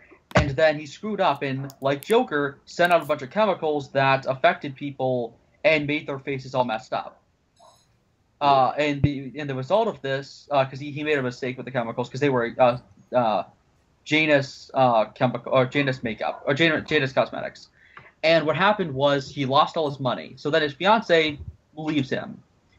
He goes crazy, gives a bunch of masks to mob bosses as a gift, which I love this shot right here with the face. But he gives a bunch of mobsters these masks that actually like shrink their faces, in, like their features, and Why it's is horrifying. she? Oh yeah, why is she concerned? Whatever. I love that Oh. line. But yeah, back to Black Mask. And then what happens is he makes his ex-fiance put the mask on, so it like messes with her face. So it's like Jack does the exact same thing. He sends up a bunch of chemicals throughout the city. Of course, in Roman's case, it was accidental, that affect a bunch of people. And then he makes his girlfriend wear a mask that messes with her face. I think he messed with her face first. Oh, I love this line. Where does he? I mean, it's not the mask itself. Oh yeah, where does he get those wonderful toys? It's just really weird that everything Joker does in this movie is done in the exact same decade by a very different villain. Irony. And I very much doubt that he read those comics. It's just really weird. Okay, so I gotta point something stupid out. So in this film, the Batmobile has a cockpit, but in Batman and Robin and Forever, it doesn't. Why? What do you mean? They I mean, changed up the Batmobile. not a cockpit. I mean, it has two seats, but in Forever and Robin, it doesn't. Yeah, it's weird. Wait, does it not? Oh yeah, you're right. It doesn't. Yeah, it doesn't. I guess I don't know. Yeah, Maybe because he needed more engine space is the explanation I'd give.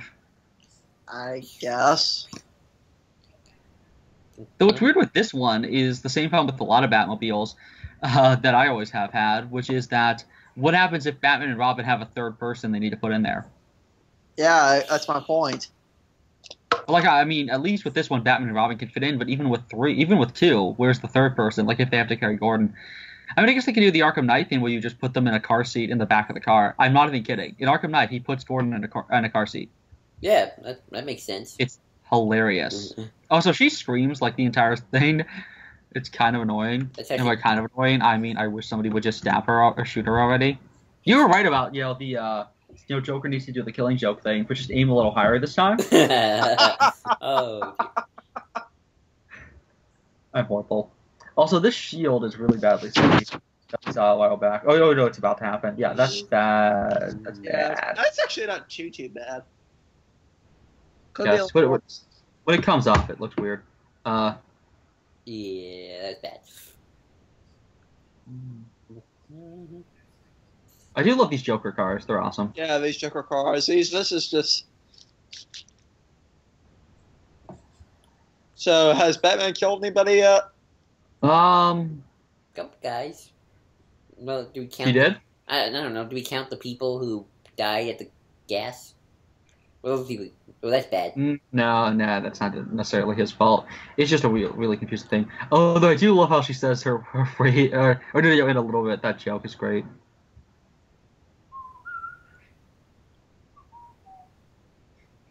That looks really bad. I love it. Like he asks her what her weight is. I love that. Like it's like, wait, why does that have anything to do? Why doesn't he use his cape to glide down? Well, I guess that was his plan to fade them out. But then he just gets hit in the back of the head, and again they shoot him point blank. That should really hurt his ribs. And again, they're like, it looks like he's or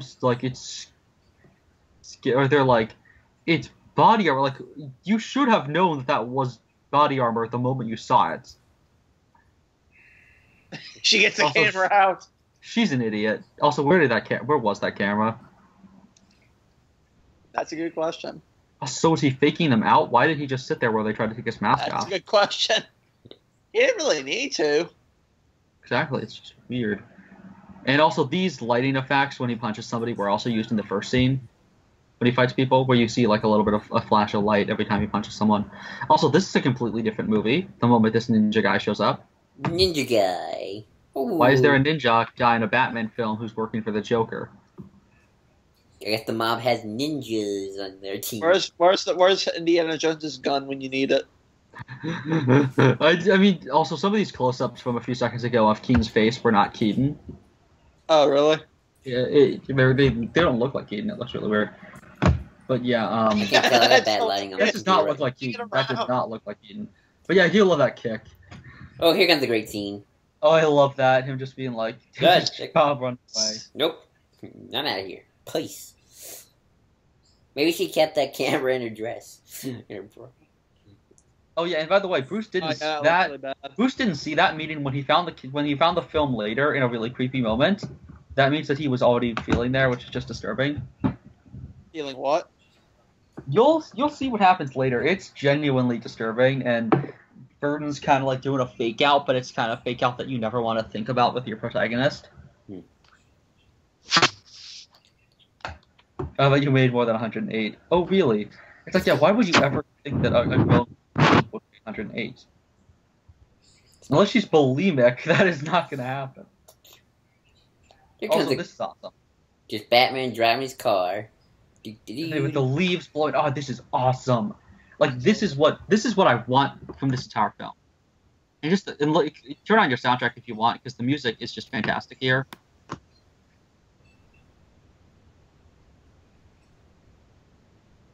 Like, seriously, just turn it on. It's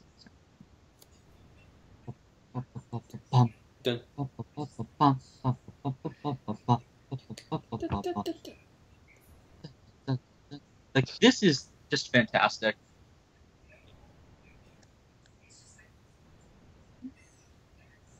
Well, look at that. Like, oh, this is the kind of scene that I wish this entire film was. Like, this is why I like Batman to get outside of the city sometimes. Because Batman in the woods is fantastic, and nobody uses it very often. You're right. Batman never does have battles in the woods. It's always in the city. I'd love to see. I mean, I expect Gotham, but he goes to What's this?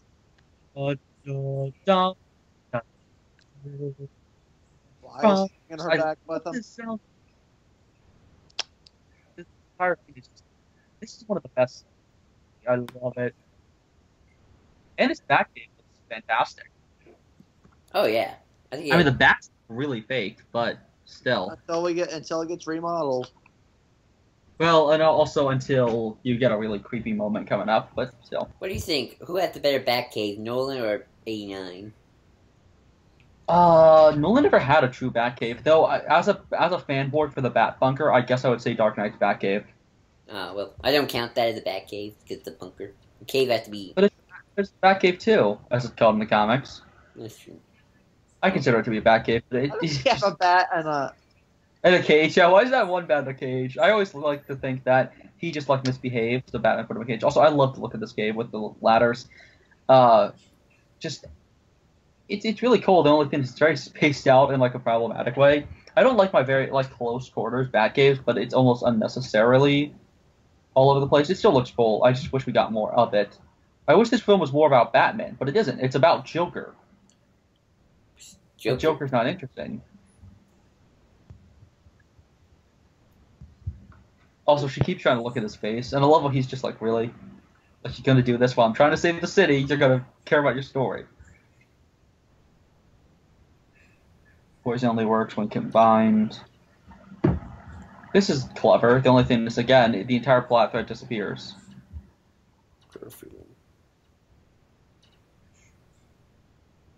How did you figure this out? I don't know. Because he has a bunch of chemical stuff. Also, that shot's really cool, when you can just see the white of his eyes.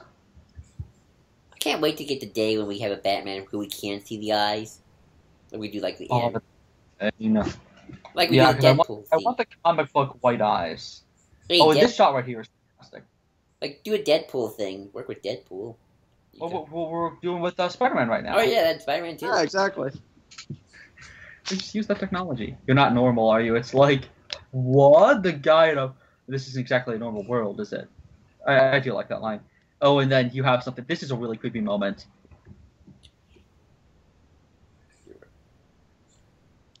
There's something I want. This is so creepy. Yeah. Cole has never seen this movie, so yeah, this is a horrifying moment. And they may. And what happens next is even creepier. Batman using his bat dong, taking out his utility belt. And the way it's done, it's almost like they're trying to make you think for a moment. And she feels there, and it's like, oh God, what happened? Oh Lord. And like at first, and it's almost like Burton's like trying to mess with you and be like, what did he do? It's like, I don't want to think that Batman did that for even a second. That's disturbing. It's Tim Burton, man. He's the king of disturbing. But he usually, I mean, to quote Eric, you know what's cool? Skeletons. We should give those to kids. Man, and then Manos was like, there is so much wrong with that last sentence. Hey, I like skeletons as a kid. Skeletons are awesome. I just now got that right. Oh God. Hey, skeletons are awesome, man. They're cool. I want to skeleton. Skeleton. Powder, hairspray, and this guy looks like the guy from Super 8.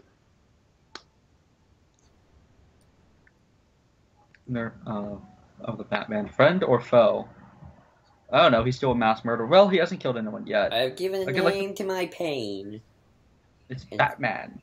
I love how he blows up 2 TVs in this film.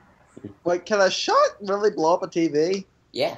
Probably. But if it's an old TV like that, it probably explodes. Yeah, that's true. That's true. I'm thinking. If a VW van can, if a Volkswagen, what's one of those vans? You know what's bad is that he looks less horrifying as a Joker than he does as. Oh yeah, as Jack. Yeah. It's kind of like with Jack Nicholson's horrifying. No. It's kind of like with Red Skull, where he looks scarier as Hugo Weaving. That's kind of true. I actually do prefer Hugo Weaving than Red Skull. Yeah. I guess just. But yeah, back to your question of which Batcave. I'd say I maybe like the Begins one just because I really like seeing the foundations of the original like Wayne Manor stuff. Mm-hmm. And like the references to like storing slaves there in the Underground Railroad and stuff like that. It just ties in with the Wayne family history. Which then Batman v Superman does, like, we were hunters. It's time to hunt. So what's the point of Vicky Vale again? Although I do genuinely love that line, I'm older than my father ever was. I love that line. In Batman vs Superman?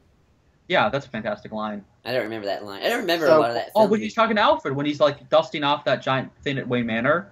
Oh, I don't. And he's talking about like how they used to be hunters and stuff like that, and he's saying, I'm older than my father ever was. This may be the only thing I do that matters.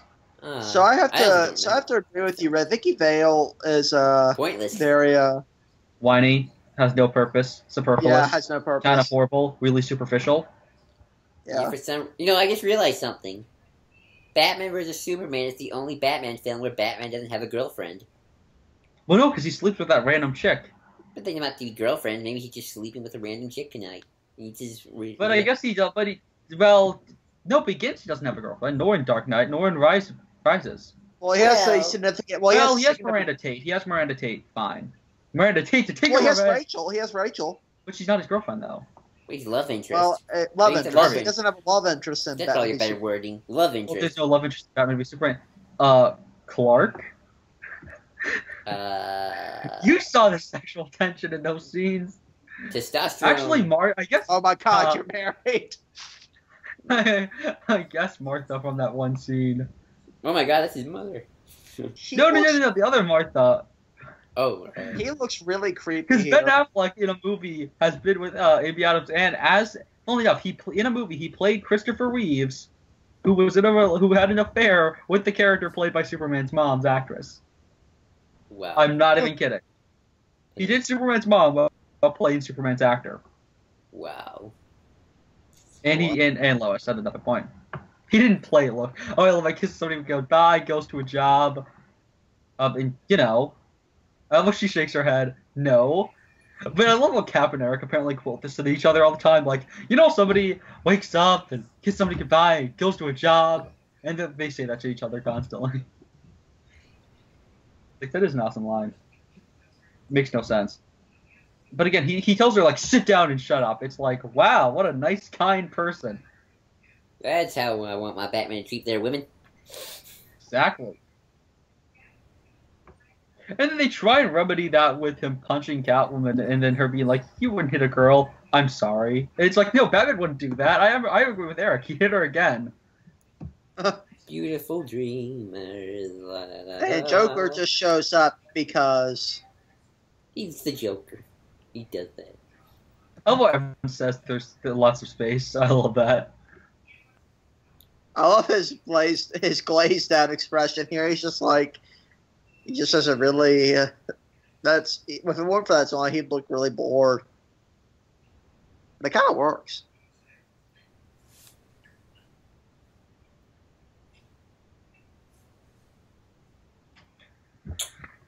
Again, like, why does this character exist? Also, the Joker makeup does not look that good in this lighting.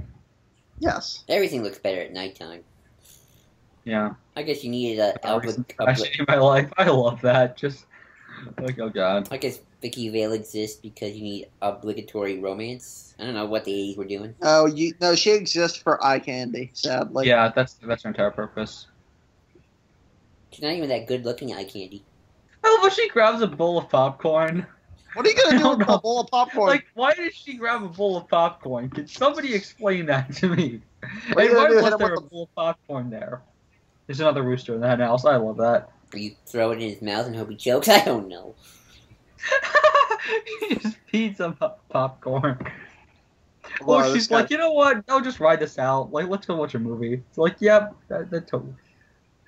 And how does he know Bruce Wayne if nobody else knows Bruce Wayne? Somehow he knows Bruce Wayne for some reason. I guess Bob brings it up earlier, but still, I'll just know what he looks like. I know who you are. It's like, okay. Oh, I guess he's like. But yeah, Bruce is just weird. I don't get what Bruce's strategy is. I don't get what his point here is. Like, what's he trying to do? Get nuts.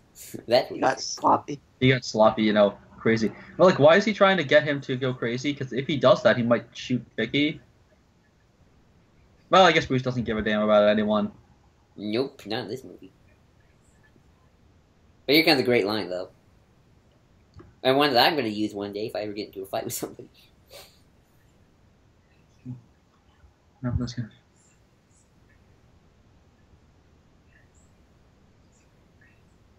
He made some mistakes. Made mistakes. And he had his lights out. You want to get nuts? Let's get nuts. I'm still using that line if I ever got into an art fight with somebody. So Always something, my friend. ever Ever danced danced with the devil in the pale moonlight? In the pale moonlight. What? What? I feel like how. Oh, that's that. Well, my prey. I just like the sound of it.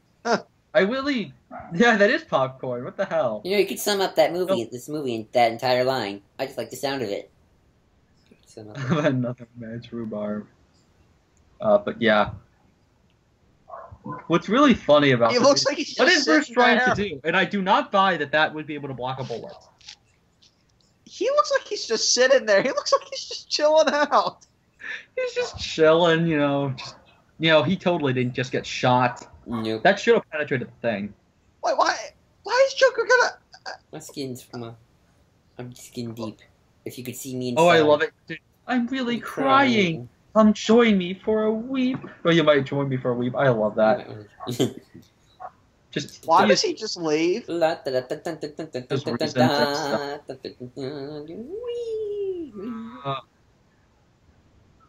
Oh, and this is so random.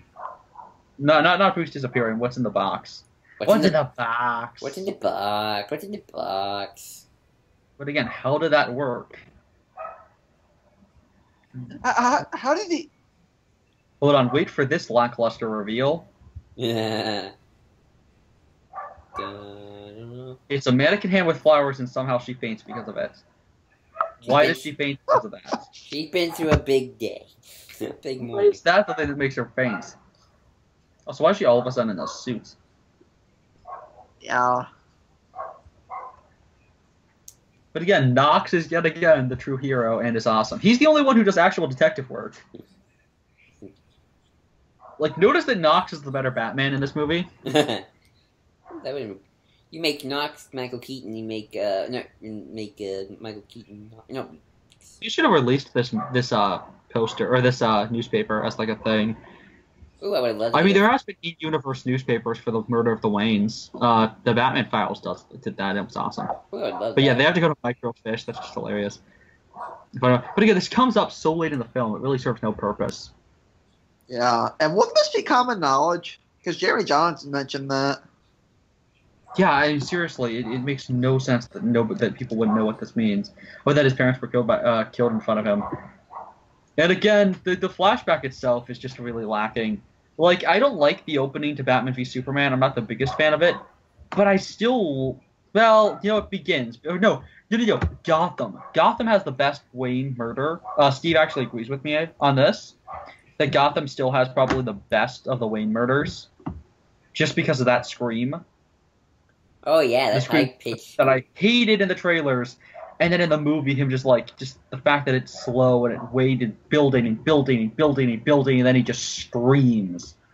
I gotta watch that again because I don't remember. I haven't watched Gotham in a year. I skipped out on season 2. Or their sons. I like Alfred in this movie, but then again, he just lets Vicky into the cave and he loses all likability. The most I like Alfred is in Robin, even though as terrible as that movie is. He has the best line in that movie. What is Batman but If not an attempt to recite it, Rod? Oh, hold on, let me find it. To sweep the chaos that plagues our world. Hold on. I thought. Oh, I love this. This is a good line too. It's like he's watching it, like the Joker's on the other side. Exactly, it's so weird. It makes no sense. Yeah, it's very strange. Like what? Is there another set right next to him? Maybe they're looking at that. It's so weird. That looks hilarious. One thing I'm not is a killer. It just looks like they're just watching the other TV. Exactly, it's so stupid. Sorry about that. Stupid. So I just realized something. Oh, here it is. For what is yes, actually, death and chance stole your parents, but rather than becoming a victim, you've done everything in your power to control the fates. For what is Batman, if not an effort to master the chaos that sweeps our world, an attempt to control death itself? But I can't, can I? None of us can. That sounds like a Batman thing. Batman's so Exactly. Alfred is awesome in that movie. The film sucks, Yeah. but Alfred's fantastic. Yeah, He that's just swipes it away. What is up with that? That's- I just realized something. Do you think Batman '89 is a so bad it's good film? No, its good qualities are genuinely good. Its bad qualities are genuinely bad. And No, Robin is it's so bad it's good. yeah, Returns may even. Well, no, Returns is just so bad that it hurts to watch. Oh, but Forever is okay. Forever is just genuinely fun. I actually like Forever. Forever actually, I think Forever. Oh, I love how he's like, I didn't kill anyone. You killed somebody in front of cameras on live television. Maybe. Well, it was art. He was doing art. It's just so stupid. Oh, that's a really dead shot. Oh, I love how Eric had the idea of what if those get burnt into the screen. So then they're like on the screen permanently into Forever. Which this TV display is actually used later in whatchamacallit, in 89, or not in 89, in Arkham Origins. The TV rig. Which yeah, he has the paper.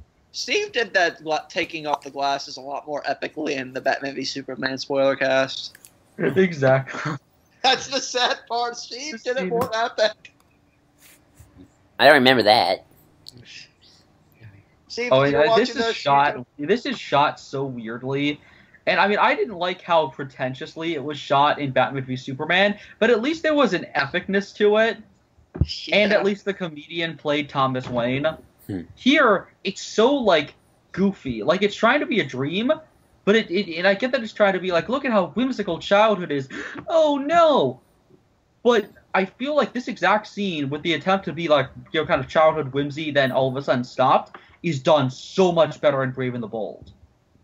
When he just runs forward with the rolled-up newspaper pretending it's a sword, and then... then the camera, like, then it becomes black and white, and you hear the bangs, and then it's just him screaming, like him terrified and crying, and then it transitions into him, like, praying at the end of his bed and saying that iconic line, "I swear by the spirits of my dead parents that I will spend the rest of my life mourning on all criminals." Bruce Wayne looks chubby. I know. There's Martha. I mean, exactly. But yeah, his parents don't even get any lines here. And again, this just. The fact that there's two people, and the fact that it's so weird, it's not a common mugging, because it's a psychopath. The fact that a psycho did, and again, because he didn't even need to do it, he didn't even panic, he did it just because he's a psycho. He does it for the sake of being creepy.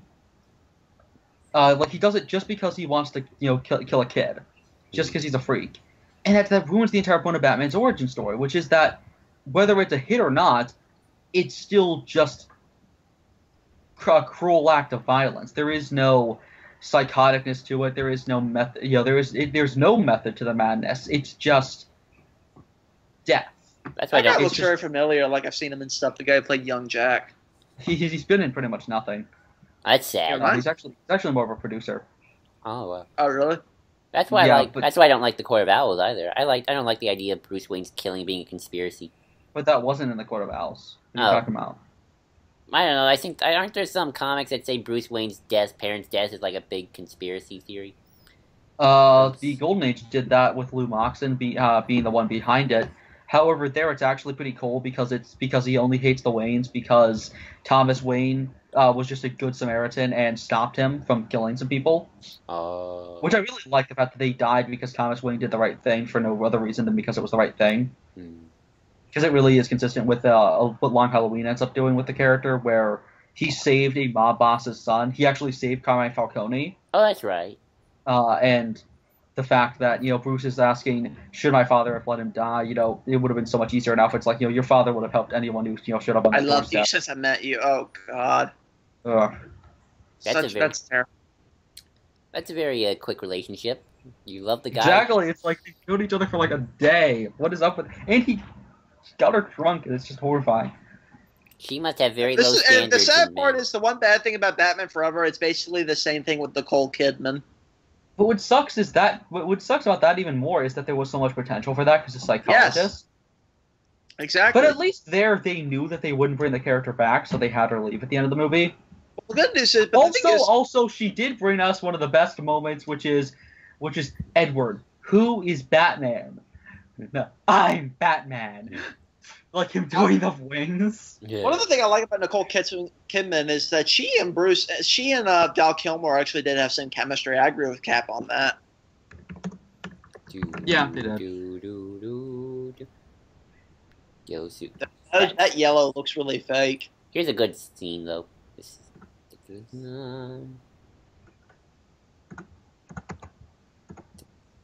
Back at the chemical plant, of course. I do like the imagery is quite nice. You're gonna blow everything up. Oh yeah, here it is. He uses machine guns, which Let the killing spree commence. okay with Bruce having machine guns as long as he's not using them lethally. Yeah, I think blowing stuff up isn't lethal at all. Well, I mean, Has the Batman machine guns killed are. He doesn't use the machine guns for non-lethal things. That's my thing. Like, this scene is like a slow descent. Like, he has machine guns. I don't like that. But maybe they're just explosive rounds and they're just there in case he needs to do what he just did. I mean, who's to say he's trying to kill them and then this happens? It's like, maybe they're a lot. Oh. Explosions. And thus, Batman becomes a mass murdering psychopath. Has Batman killed in the comics before? Yes, but infrequently, only as a last resort. I've been in massive debates with people over this, where they're like, well, in the Golden Age he killed people. I'm like, yeah, but not for the fun of it, and it wasn't the easy route. I mean, people always cite, well, Burns based it on the Golden Age Batman. But Golden Age Batman didn't kill because it was fun. He hated it. He did it, but he hated it. I mean, I'll find the quote right now. Much as I hate to take a human life, I'm afraid it's necessary this time. Into the air, Junior. And then when he kills the guy, he says he's probably better off this way. Like, he's coming up with excuses. It's really tragic. And in his mind, he hates himself for it, but he does it anyway. And you can argue the reality of that, but he's still... What? He's not a murdering psychopath. He's somebody who's just, in over his head in certain situations and does what he has to do. He's a very different character. I mean, again, he smiles in Batman Returns when he burns a dude alive. Or sorry, when he blows a guy up. He attaches a bomb to a guy's chest and then kills him, and he smiles as the guy explodes. And I'm like, that's just wrong. I mean, the only times I think Bruce has actually directly killed somebody, he shot a vampire. The only time he's killed somebody with a gun is a vampire. He once threw a rifle at a car's wheels to take it off the road, but he didn't intend for them to die. He saved somebody from a crash, but of course he's going to save the civilian and not the murdering psychopath. Like, he doesn't just cold-bloodedly murder people in those comics like he does here, especially not mass murdering. He doesn't even try and take them down. He just blows them up as his first, his first thing he does is to kill them. And just, it's so out of control. I'm fine with Batman killing, actually. I know that's really controversial, but I'm with Steve. I feel like having Batman kill isn't the worst thing ever as long as you do it right. I love this scene, by the way. Also, yeah, this is awesome. Also, the dollar bills actually have a Joker on them. I want a Joker dollar bill. Just saying. Give me a Joker dollar bill.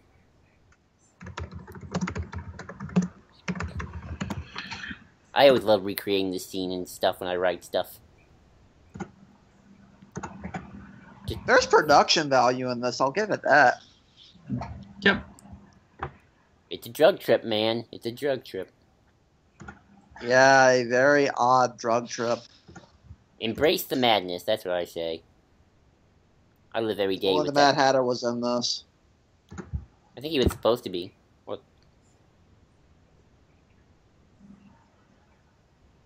Well, that's a very weird villain to start with, just saying. Depends. I mean, I guess that's true. I mean, you start with Scarecrow, Batman Begins, and I don't know what Scarecrow was like in the early 2000s. Well, technically you started with Ra's al Ghul. That too.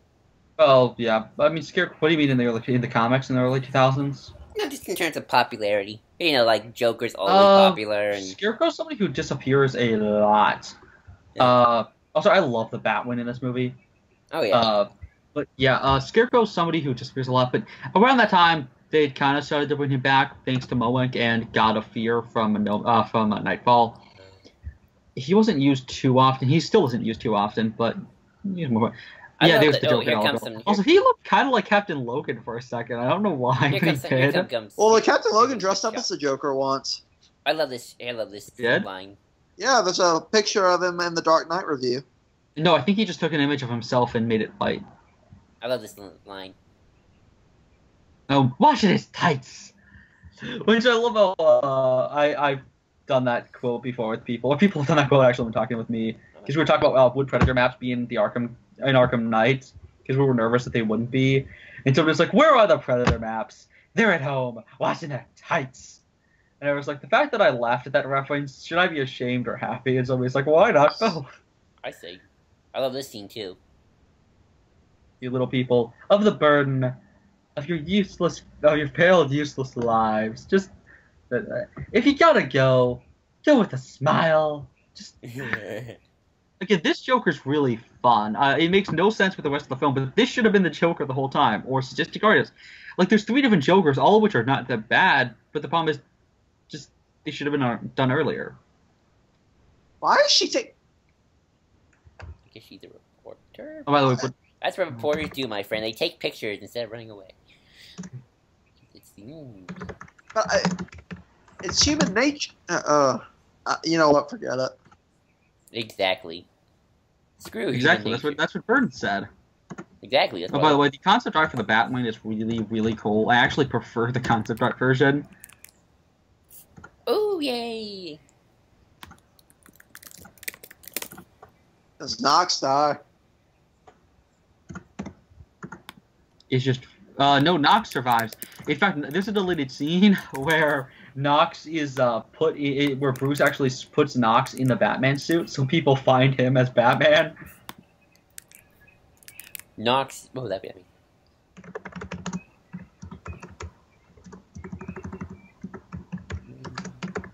And that Batwing is taking quite a while. Did I miss the part with the moon? It's coming up. Okay, good. I love the sad scene too. He has to cut the things first, which I think one of my favorite lines is coming up. He stole my balloon. I love that line. It's funny how people hate this film, yet you can go, I love that line, I love that scene, I love that scene. Oh, that scene's great. That scene's wonderful. Oh, that's a funny line. That's memorable. Ooh, ouch. That guy's dead. What is he doing? Well, he has to turn around, I guess. Reasons. Well, yeah, because he can't completely turn around really quickly. It's a plane. The wings would probably get ripped out. I'm trying to figure out what on earth he's doing. Does Knox die at this movie? Oh, Knox is trying to take down the guy so he can stop the tanks. No, I just said Knox survives. Okay. He's there at the end of the movie. He's the guy who got the message about the bat signal. Oh, he's the one who asks about Batman. Oh, okay. Good. Dun, dun, dun, dun. Don't worry, my guy's still alive. The only character I like in the entire movie. Yeah. I love how he's just giant sister, which is actually in. I kind of wish Joker did live at the end of this film. That's always been my problem with movies, is that the villains always die. That's my big problem with Marvel films. Mm-hmm. Yeah.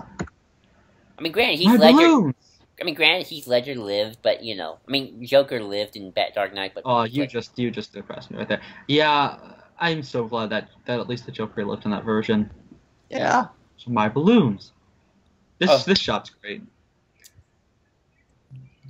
Yeah, sorry about the whoops, wrong thing, but yeah. Technically, Joker lived in Dark Knight. Yeah. Oh, and this is an amazing shot. It's coming up in a little bit, I think, unless I missed it.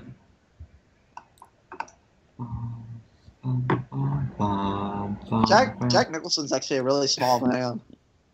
Yeah. Oh, here He comes stole my balloons! Also, this is great. But Why didn't he had one of those things? Also, here comes a sad moment. Yeah, just wait for it. But you gotta admit, Bob Gunn. Bob Gunn. Poor Bob. I've actually used that scene too in a bunch of stuff I've written. Just somebody gets shot like that. I love how this guy's like, yeah, let's go, Joker. Like, he just found out that he will totally be replaced eventually. I guess he's gone mad too. They've all. Oh, here we go. Yes, here it is. Dun, dun, Oh, dun, that shot's amazing. dun, Dun, dun, dun, dun, dun. dun, Just- dun, bum, Oh, that scene's awesome. I have actually posted the script for this film in the chat room in case anybody's curious and looking at it. Oh, cool. Cool. I'll post it again in case. I mean, I don't know if there's difference. Wait, he's gonna blow the Joker up? Yep. Yep, he tries to kill the Joker here. Oh, So by the they way, there really- is a bunch of lost deleted scenes from this movie Ooh, that nobody has. I wonder what they would have. I wonder what they would have been like. But yeah, Nox. So yeah, he dresses Nox up in the bat. Oh, he puts the bat suit over Nox, which is in. This film should have gotten a director's cut. I mean, again, maybe just make it more The crazy. problem is a lot of those scenes are still in black and white. Ah,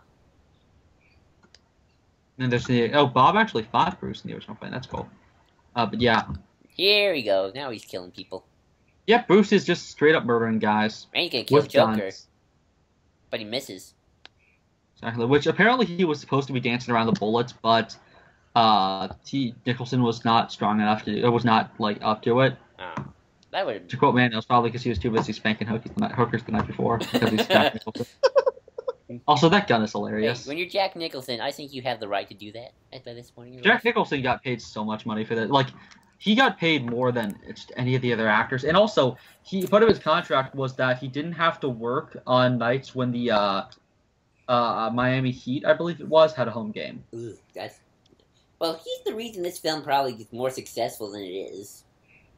Well, he's probably the reason this film didn't have as much of a. Those stuff really fake tiny cars. Oh, Yeah. that, Oh yeah, that's really that looks fake. like Godzilla stuff right there. But it's probably the reason this film didn't make its money back as much as it possibly could have. Really? Why? It made its money back, but you know how much he got paid? Oh, right. That's probably why. Would you argue Jack Nicholson? No, wait. Maybe you could. I don't know. I was gonna say Jack Nicholson's like the first major star to be in one of the superhero film back in the day when being in a superhero. Oh film. my god! What? He was paid. Hold on. Okay, it was $6 million instead of his then average salary of $10 million. But he earned a percentage of the film's total, including merchandise sales. Wow. He earned $1 million, $100 million, Oh, holy crap! and it's still growing because it's all the merchandise that film makes. So anytime you buy a DVD for this film, he gets paid. We are paying. It's kind of like with Alec Guinness, where Alec Guinness got paid. His family's estate is still getting money from Star Wars. Nice. Or George Lucas made sure to get the toy rights for Star Wars. Best decision ever. Oh, definitely. Always get the toy rights for anything. Wasn't it true that all the cast of Star Wars got 1% of that movie's of all the continuity Star Wars earnings? I think so, because George is a nice guy. Yeah, well, originally that wasn't thought of to be a big thing, but then that movie surprised everyone and just There was like, overshot. which I think Guinness got like a 10% part, and it's like, wow. Hold on. Best decision of my life, money-wise. And now we're just climbing up some stairs. Stairs. So what was Joker's assassination with Vicky Vale? She's hot. Uh, That's my. reasons. I just say she's hot. I mean, she's not hot to me. I mean, to Joker she is. That's my reason. Wait, what? Oh, I was just saying to Joker she's hot. That's probably why. I don't know. 80s romance, maybe. I don't know what the standard was. Why not just grapple up there? Because he's an idiot, and this act makes no sense. I mean, wait till you get to the most insane part of this movie, or the most random, the biggest plot hole. The henchman? Yep. That's a really fucking massive staircase. Yeah, I'm sure it's not that. Yeah, but I just realized I used the first F-bomb of this entire video. It's weird. What? I just realized I've only said one F-bomb this time. That was weird. everybody, okay, any viewers who do or eventually watch this, do a count up of all of Red's F bombs. Sure. And then go to the episode 2 commentary. The one where I don't talk, or the one where I do talk? Oh my gosh, that'd be great. Both, I guess. Yeah. Here we go. The bell tower. For who the bell tolls. It tolls. Vicky, I don't get this. That's the film for you. Joker thinks Vicky Vale is hot. That's what I keep trying to tell. Yeah, but it doesn't even make sense even on that level. Well, why does he take her up to a bell tower? Well, I guess he has the helicopter, but why not keep running on the streets? Also, it should not have been that quick for the acid to burn through all the way. Like, it immediately falls. Ooh.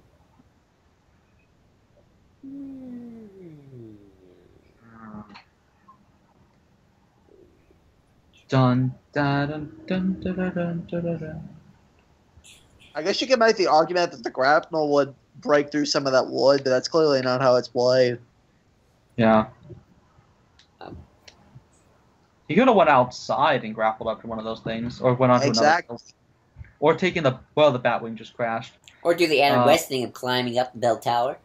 Well, that's what I just said, but maybe he had to get to another building or something. I don't know. And of course, it would be really funny if he's just climbing up, and then like some random kid just shows up and is climbing up too. Poor Gordon. Which is a scene that's cut from this that I really wish wasn't, where he saves a little girl who says, "Is it Halloween?" Oh, she sees Batman and Bruce just smiles. Well, the thing is that it's a long Halloween. Oh, that'd be... Well, that... Oh God, Arkham Knight made me want to punch that game in the face. When now it's like, did you chase down a holiday killer? It was around Halloween. It was very long, I think. It's like, really, Alfred? You gotta fucking reference something your comic you don't even know exists.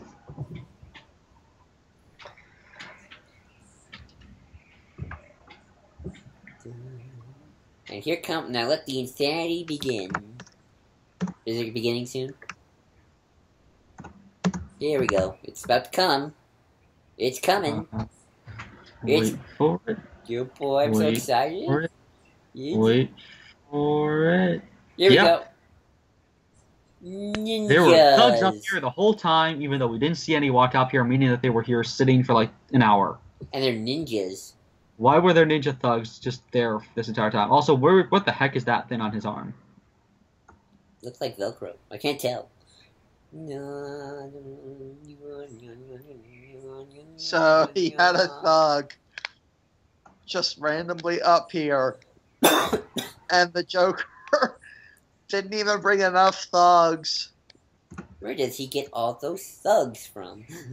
Yeah, there's more. Fail. Epic fail. Epic fail right there. Oh wait, there's another one. Yeah, Bruce is getting his ass handed to him. Also, read this meme I put in the comments because it's pretty epic. Oh boy.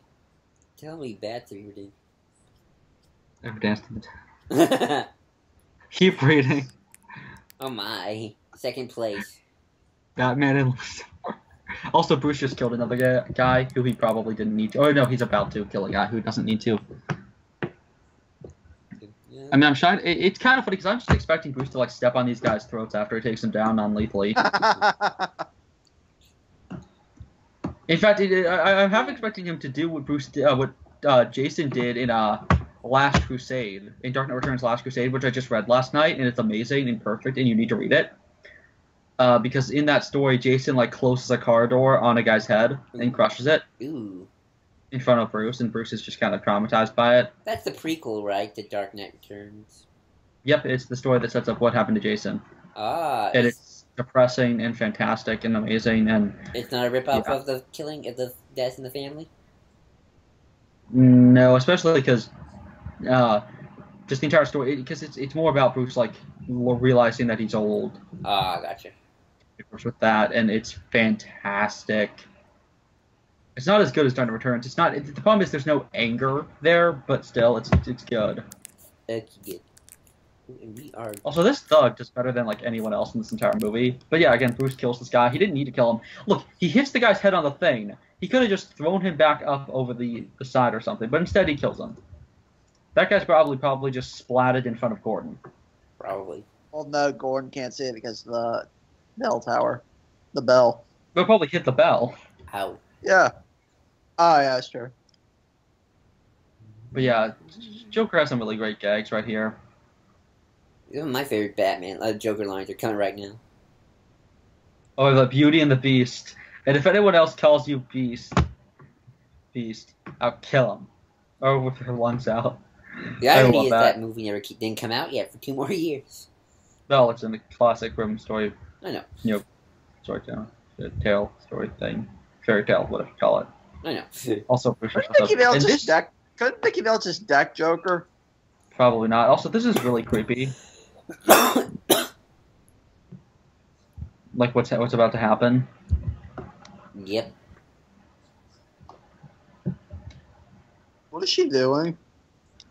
You'll be traumatized for life. I've Also, seen she this. says Mr. Joker instead of Mr. J.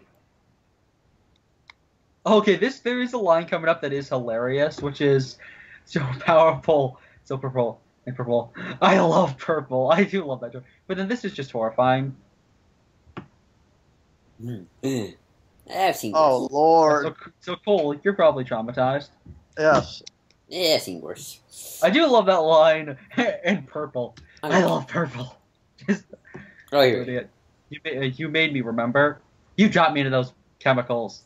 That wasn't easy to get over. And don't think I didn't try. 'Cause that's And don't think I did I know you try. I love that line. Oh, Why can't Vicky Vale be like Laurel? And I can't believe I'm saying funny? that. Huh? Oh, I do love this with the Joker teeth, which this is where we get the Joker teeth from. yeah. Oh really? Yep. I've looked it up. I don't think it is in the comics before this. Nice. They're more of an Arkham thing. But yeah, like, you killed my parents. But again, why does he need to have been the one who killed Bruce's parents? I don't know because reasons. And again, like, isn't there a line? I swear there's a Joker line at another point when Joker's like, you have to be more specific. I've killed a lot of parents, or I've killed a lot of children, or stuff like that. Oh, I love it. You went to the guy with glasses. But what am I thinking of, right? There's a line where somebody says, you killed my parents or something to Joker, and he's like, I've done that. I've killed a lot of... You have to be more specific. Is that in the cart? No, that's not in the cartoon. I think it is in one of the cartoons. I don't know. What are you laughing at? But again, Joker is genuinely funny right here. Oh, I love it. Let me lend you a hand.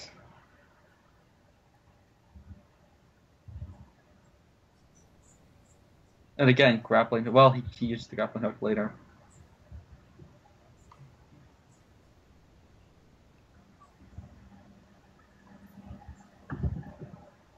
I don't know why they don't shoot him. I don't know either. You tell me they don't have snipers at that time. I mean, I guess it's the 40s, and SWAT wasn't created until the 70s, I think. They had Hold on. snipers in the 40s. I know, but I'm talking about SWAT. I think they'd have SWAT teams by now. No, it definitely wasn't. SWAT Like that definitely guy's- was not around until... Yeah, SWAT was not created until the 60s, and the first... and was the second SWAT team established 62. after the Philadelphia Police Department in 1964. So it was 1964. Gotcha. Joker's shaking I- his booty. It's time to retire. Feel free to drop Get it. later, drop it. I want to... tax teams probably had to have come later. Sometimes I just kill myself. Oh, well, that's what happens. Except Bruce kind of is the one who kills him here. But yeah, so still, there is no, like, this. They're trying to make this like some big dramatic climax, but there's been no theme to it. There's no plot. It's not like this whole thing has been Bruce dealing with his inner demons or something. He just kind of fights Joker. There's no progression there. There's no story being explored. There's no theme. It's just things. Things. Oh, here we go. What's sad though is that the film that doesn't take itself more seriously actually does try to explore some of this. Exactly. That's the sad part. Well, wait, that's what we had the Nolan trilogy for. Until we get Ben Affleck's Batman film, of course. That's gonna be fun. That's gonna be fun.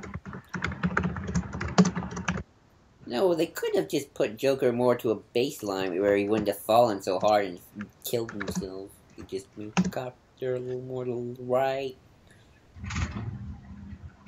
Oh, and also, yeah, this is horrifying. Though he would have went much bigger splat. With Joker, I mean. This is a lot like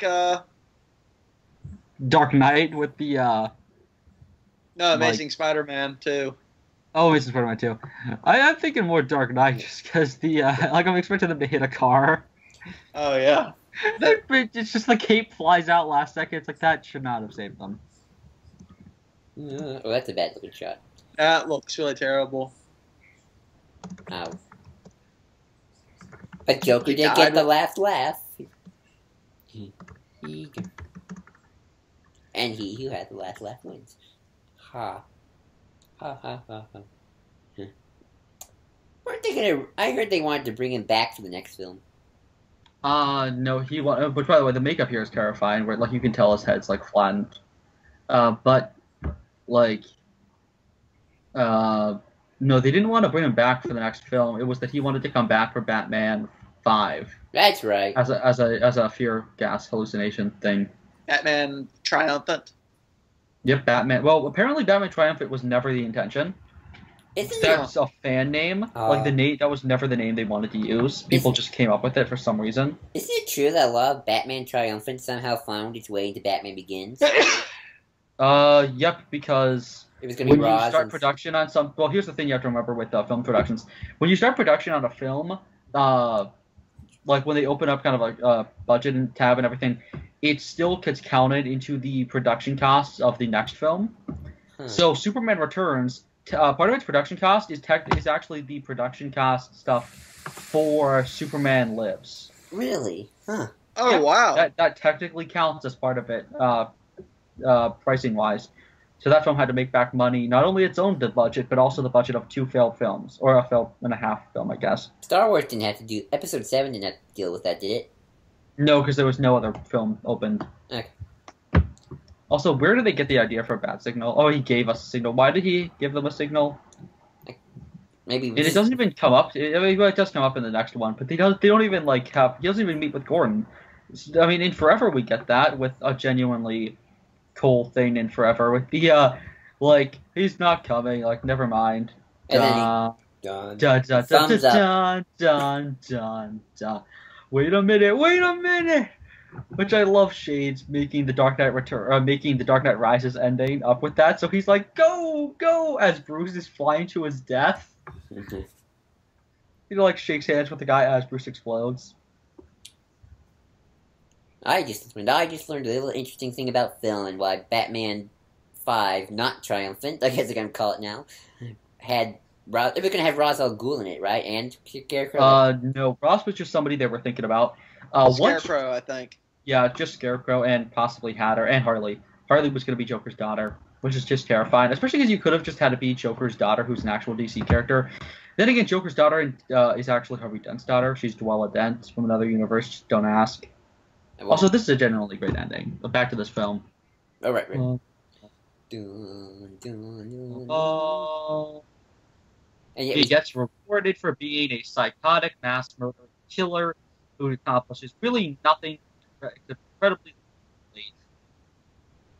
Duh, that- he's a psychopathic murderer. I always thought Vicky Vale died. nah, I shouldn't. I always forget how this movie He ends. just disappears by the next film, and they.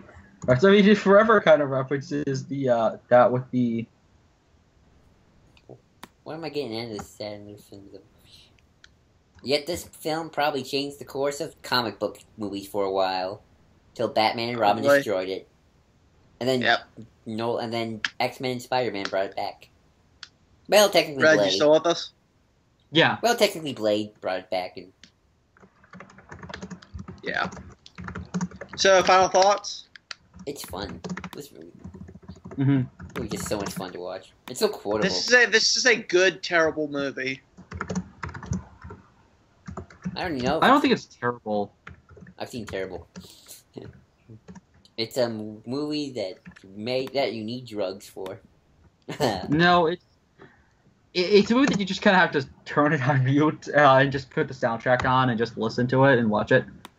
Because the visuals are amazing.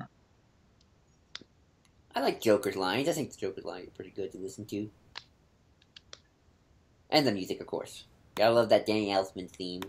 Which I don't think Yeah, but I don't get what the point of it was, and I guess Oh, yeah, that's there's kind no of his theme. exactly.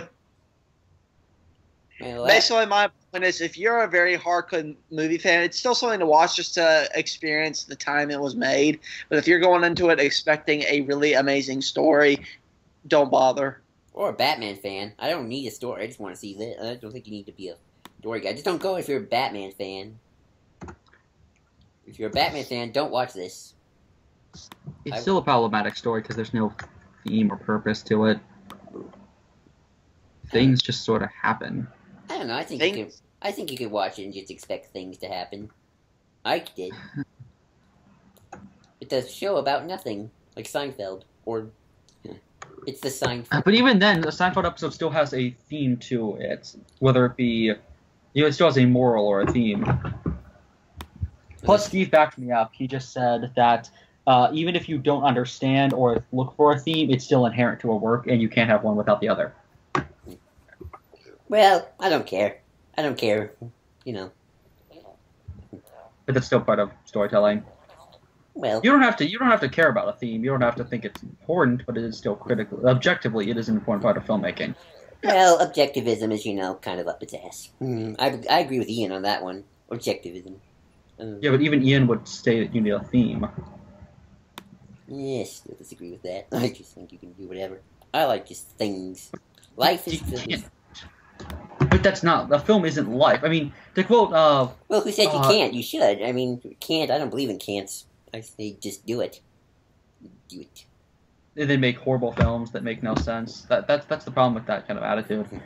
I mean, to quote, like you can't just make boring, like, oh well, things just kind of happen. Like that's the boring parts of life. And to quote Hitchcock, films are life with the boring parts cut out. Well, sometimes life can just. Which this things. film is life with the boring things kept in. I disagree with that entirely. Well, actually, no. It's film. It's life with everything cut out, because people just do things. They do. This Like film. characters just show up for no reason, or show up late. It's riddled with plot holes. It's third act. Ninjas. Yeah, ninjas just show up. That's how you describe the third act. Ninjas. Just random ninjas. Because there's no point to them. They just show up because of stuff. But yeah, it's a visually great film. But in reality, it should have been about Knox. Knox is the best character in the film. He needed a spin-off film. Bring him back and put him in Batman v Superman as an older version of himself. They'll never do that. They'll never do that. They totally could. Nah, you would never do that. No. You realize sarcasm is a thing. Well, you're not very good at it. I can't tell. Yeah. Though Eric had a great point about the themes of but yeah, seriously, I don't know. It would be we don't have any. Well, we need a new reporter character because Lois is just kind of ruined at this point. And Jimmy Olsen's dead. Jimmy Olsen is a CIA agent with a whole. So bring in and ruin Vicky Vale again. But yeah, Eric made a great point about the theme of this film, which is I prefer to think of it as one butler's look at insanity through his master and the people his master fights. I could buy that. The film should have been about Alfred, just like watching the madness of Gotham and talk about the insanity. That'd be a great story, actually. Do that as a movie. Also, Steve says, yeah, in relation to 89, I don't think that film has a story, so themes don't even matter. Like, he doesn't think Tim Burton even, thought about it. It's like, yeah. But that's the sad thing, is Sam Hamm clearly had a story to tell that I think Burton just kind of shat on. Which is sad because the best parts of the film are Burton stuff, but I think it's not because Sam Hamm's bad, but because he just botched what Sam Hamm had. I'd love to read the script of this film and see what the story is there. The script. Cap says that a lot of lines that don't work in context work a lot better. That's true. It's apparently a much better film that way. Unlike the Nolan scripts, which are just kind of the films. Again. Well, yeah, I mean, that was 2000 for you. Or Nolan's style of writing. Well, no, it's more of a matter of the stuff that they cut from Dark Knight Rises, they didn't add back into the script that they released. Oh, yeah. They didn't release the full script, they only released a botched version. But, yeah, this film, it's good. It's so fun to watch, but it's not a good film. It's not a bad film. It's such a hard film to come down on. If I had to go with, Cap's rating system of out of 4, what would you guys give it? 3. 2. 1.5. I was about to say that, actually. I really like this film, but I can't bring myself to objectively think it's good. Well, that's why I screw objectivism. I don't even. Objectivism is a lie, I say. Everybody to each their own. You can still do that. You can still say that while being objective. The problem is when people just don't understand objectivism, or how to be objective in general. Because, yes, everyone has their own opinions. Yes, there is... Yeah, I've come to learn that objectivism through the internet is a bad thing. Or just doesn't exist. Well, who's to say? The internet wasn't around when this film came out. Exactly, this film would have... The internet was a fever dream. The internet would have destroyed this film, probably. Oh yeah. Oh, it does. I mean, this film gets ripped apart. And kind of rightfully so, because it has a lot of problems. To be honest, I genuinely prefer Forever. I do too. Nah, I like this film better. It's more fun. But dude, Forever has Holy Rusted Metal Batman. Nah, this film has a good Joker. The metal, it's holy. It's full of Forever has Jim Carrey. Caffeine will kill you, man. No, it has Jim Carrey. Nah, I still like this film like better. my coat, it keeps me warm when I'm jogging at night. Nah, I still like this film better. You gotta give reasons. It's just more fun. It's more darker. It just has more lines I dark. like. It's great grammar. Well, I don't do grammar. I tell you. I don't do grammar well. Exactly. Well, I can't even do my grammar well. I only do it badly on the fly. Well, exactly. That's why I'm a Looney Tune dude. I'm the one with the sick, twisted mind here. So this film was made for me. My mind is permanently on drugs. Even though the Joker is like 8 different characters in this movie. Yes. He's a lot of fun though to watch. Every one of them's a great Joker. He's fun to watch. It says it because I wish you got more of each version, or they could have done like the Morrison thing that came about that same year of there are several Joker personalities in one. That was Morrison that came out that year in '89, really? Yeah. I didn't know that. I thought Morrison was more late 2000s. Late early 2000s. No, Serious House on Serious Earth was '89. Ah, I didn't know that. Yeah, it was supposed to be an annual for '88. Then it became a special. Then it became a graphic novel. Fascinating. It's like with Killing Joke, where that film, or that book got like switched around a lot in terms of what it was going to be. But yeah, I'm just really torn on this movie. I just say you just gotta stop thinking about it and just enjoy it. Embrace the insanity. But you shouldn't have to leave your brain at the door, is the thing. I mean, Cap and Vince did a great discussion on that. Yeah, but and here's now the thing. I don't like, if you have to turn your brain off to watch a film, no ill will against those who are okay with doing that. But personally, I just can't bring myself to do that. And that's the problem Or with I humanity. can, but I feel like it's still a testament to the film's flaws. Meh, I could care less about what you people say, so I just say embrace the madness, people. If we lived in the world of madness, the world would be a better place. Well, you need to read Arkham Asylum, A Serious House on a Serious Earth, because it's the opposite of what you think. The world is madness itself. The world is the asylum. Exactly. I've come to learn that, people. Well, read A Serious House on Serious Earth. I probably will. I will get that one day if I find it on my Steve, if computer. you're reading that, if you're reading this, if you're watching this, we'll do a review of that and see how Joel becomes the Joker. He'll just switch personality. He'll go into that metamorphosis thing like 5 times throughout the review. I did it So here, anything else goes? I did it here, so pretty much I could do that any time. So yeah. Nope. Don't So watch. that's our thoughts on '89. Boy, we went overboard with the ending. So until next time, never rub another man's rhubars. Ever danced with the devil in the pale moonlight? What? Ever danced with the devil in the pale moonlight? What? You're supposed to see the line. I know. Well, I'm waiting for Cole to finish. Oh. It's a 3-man thing. And we butcher it again. Wait till they get a load of me. And now.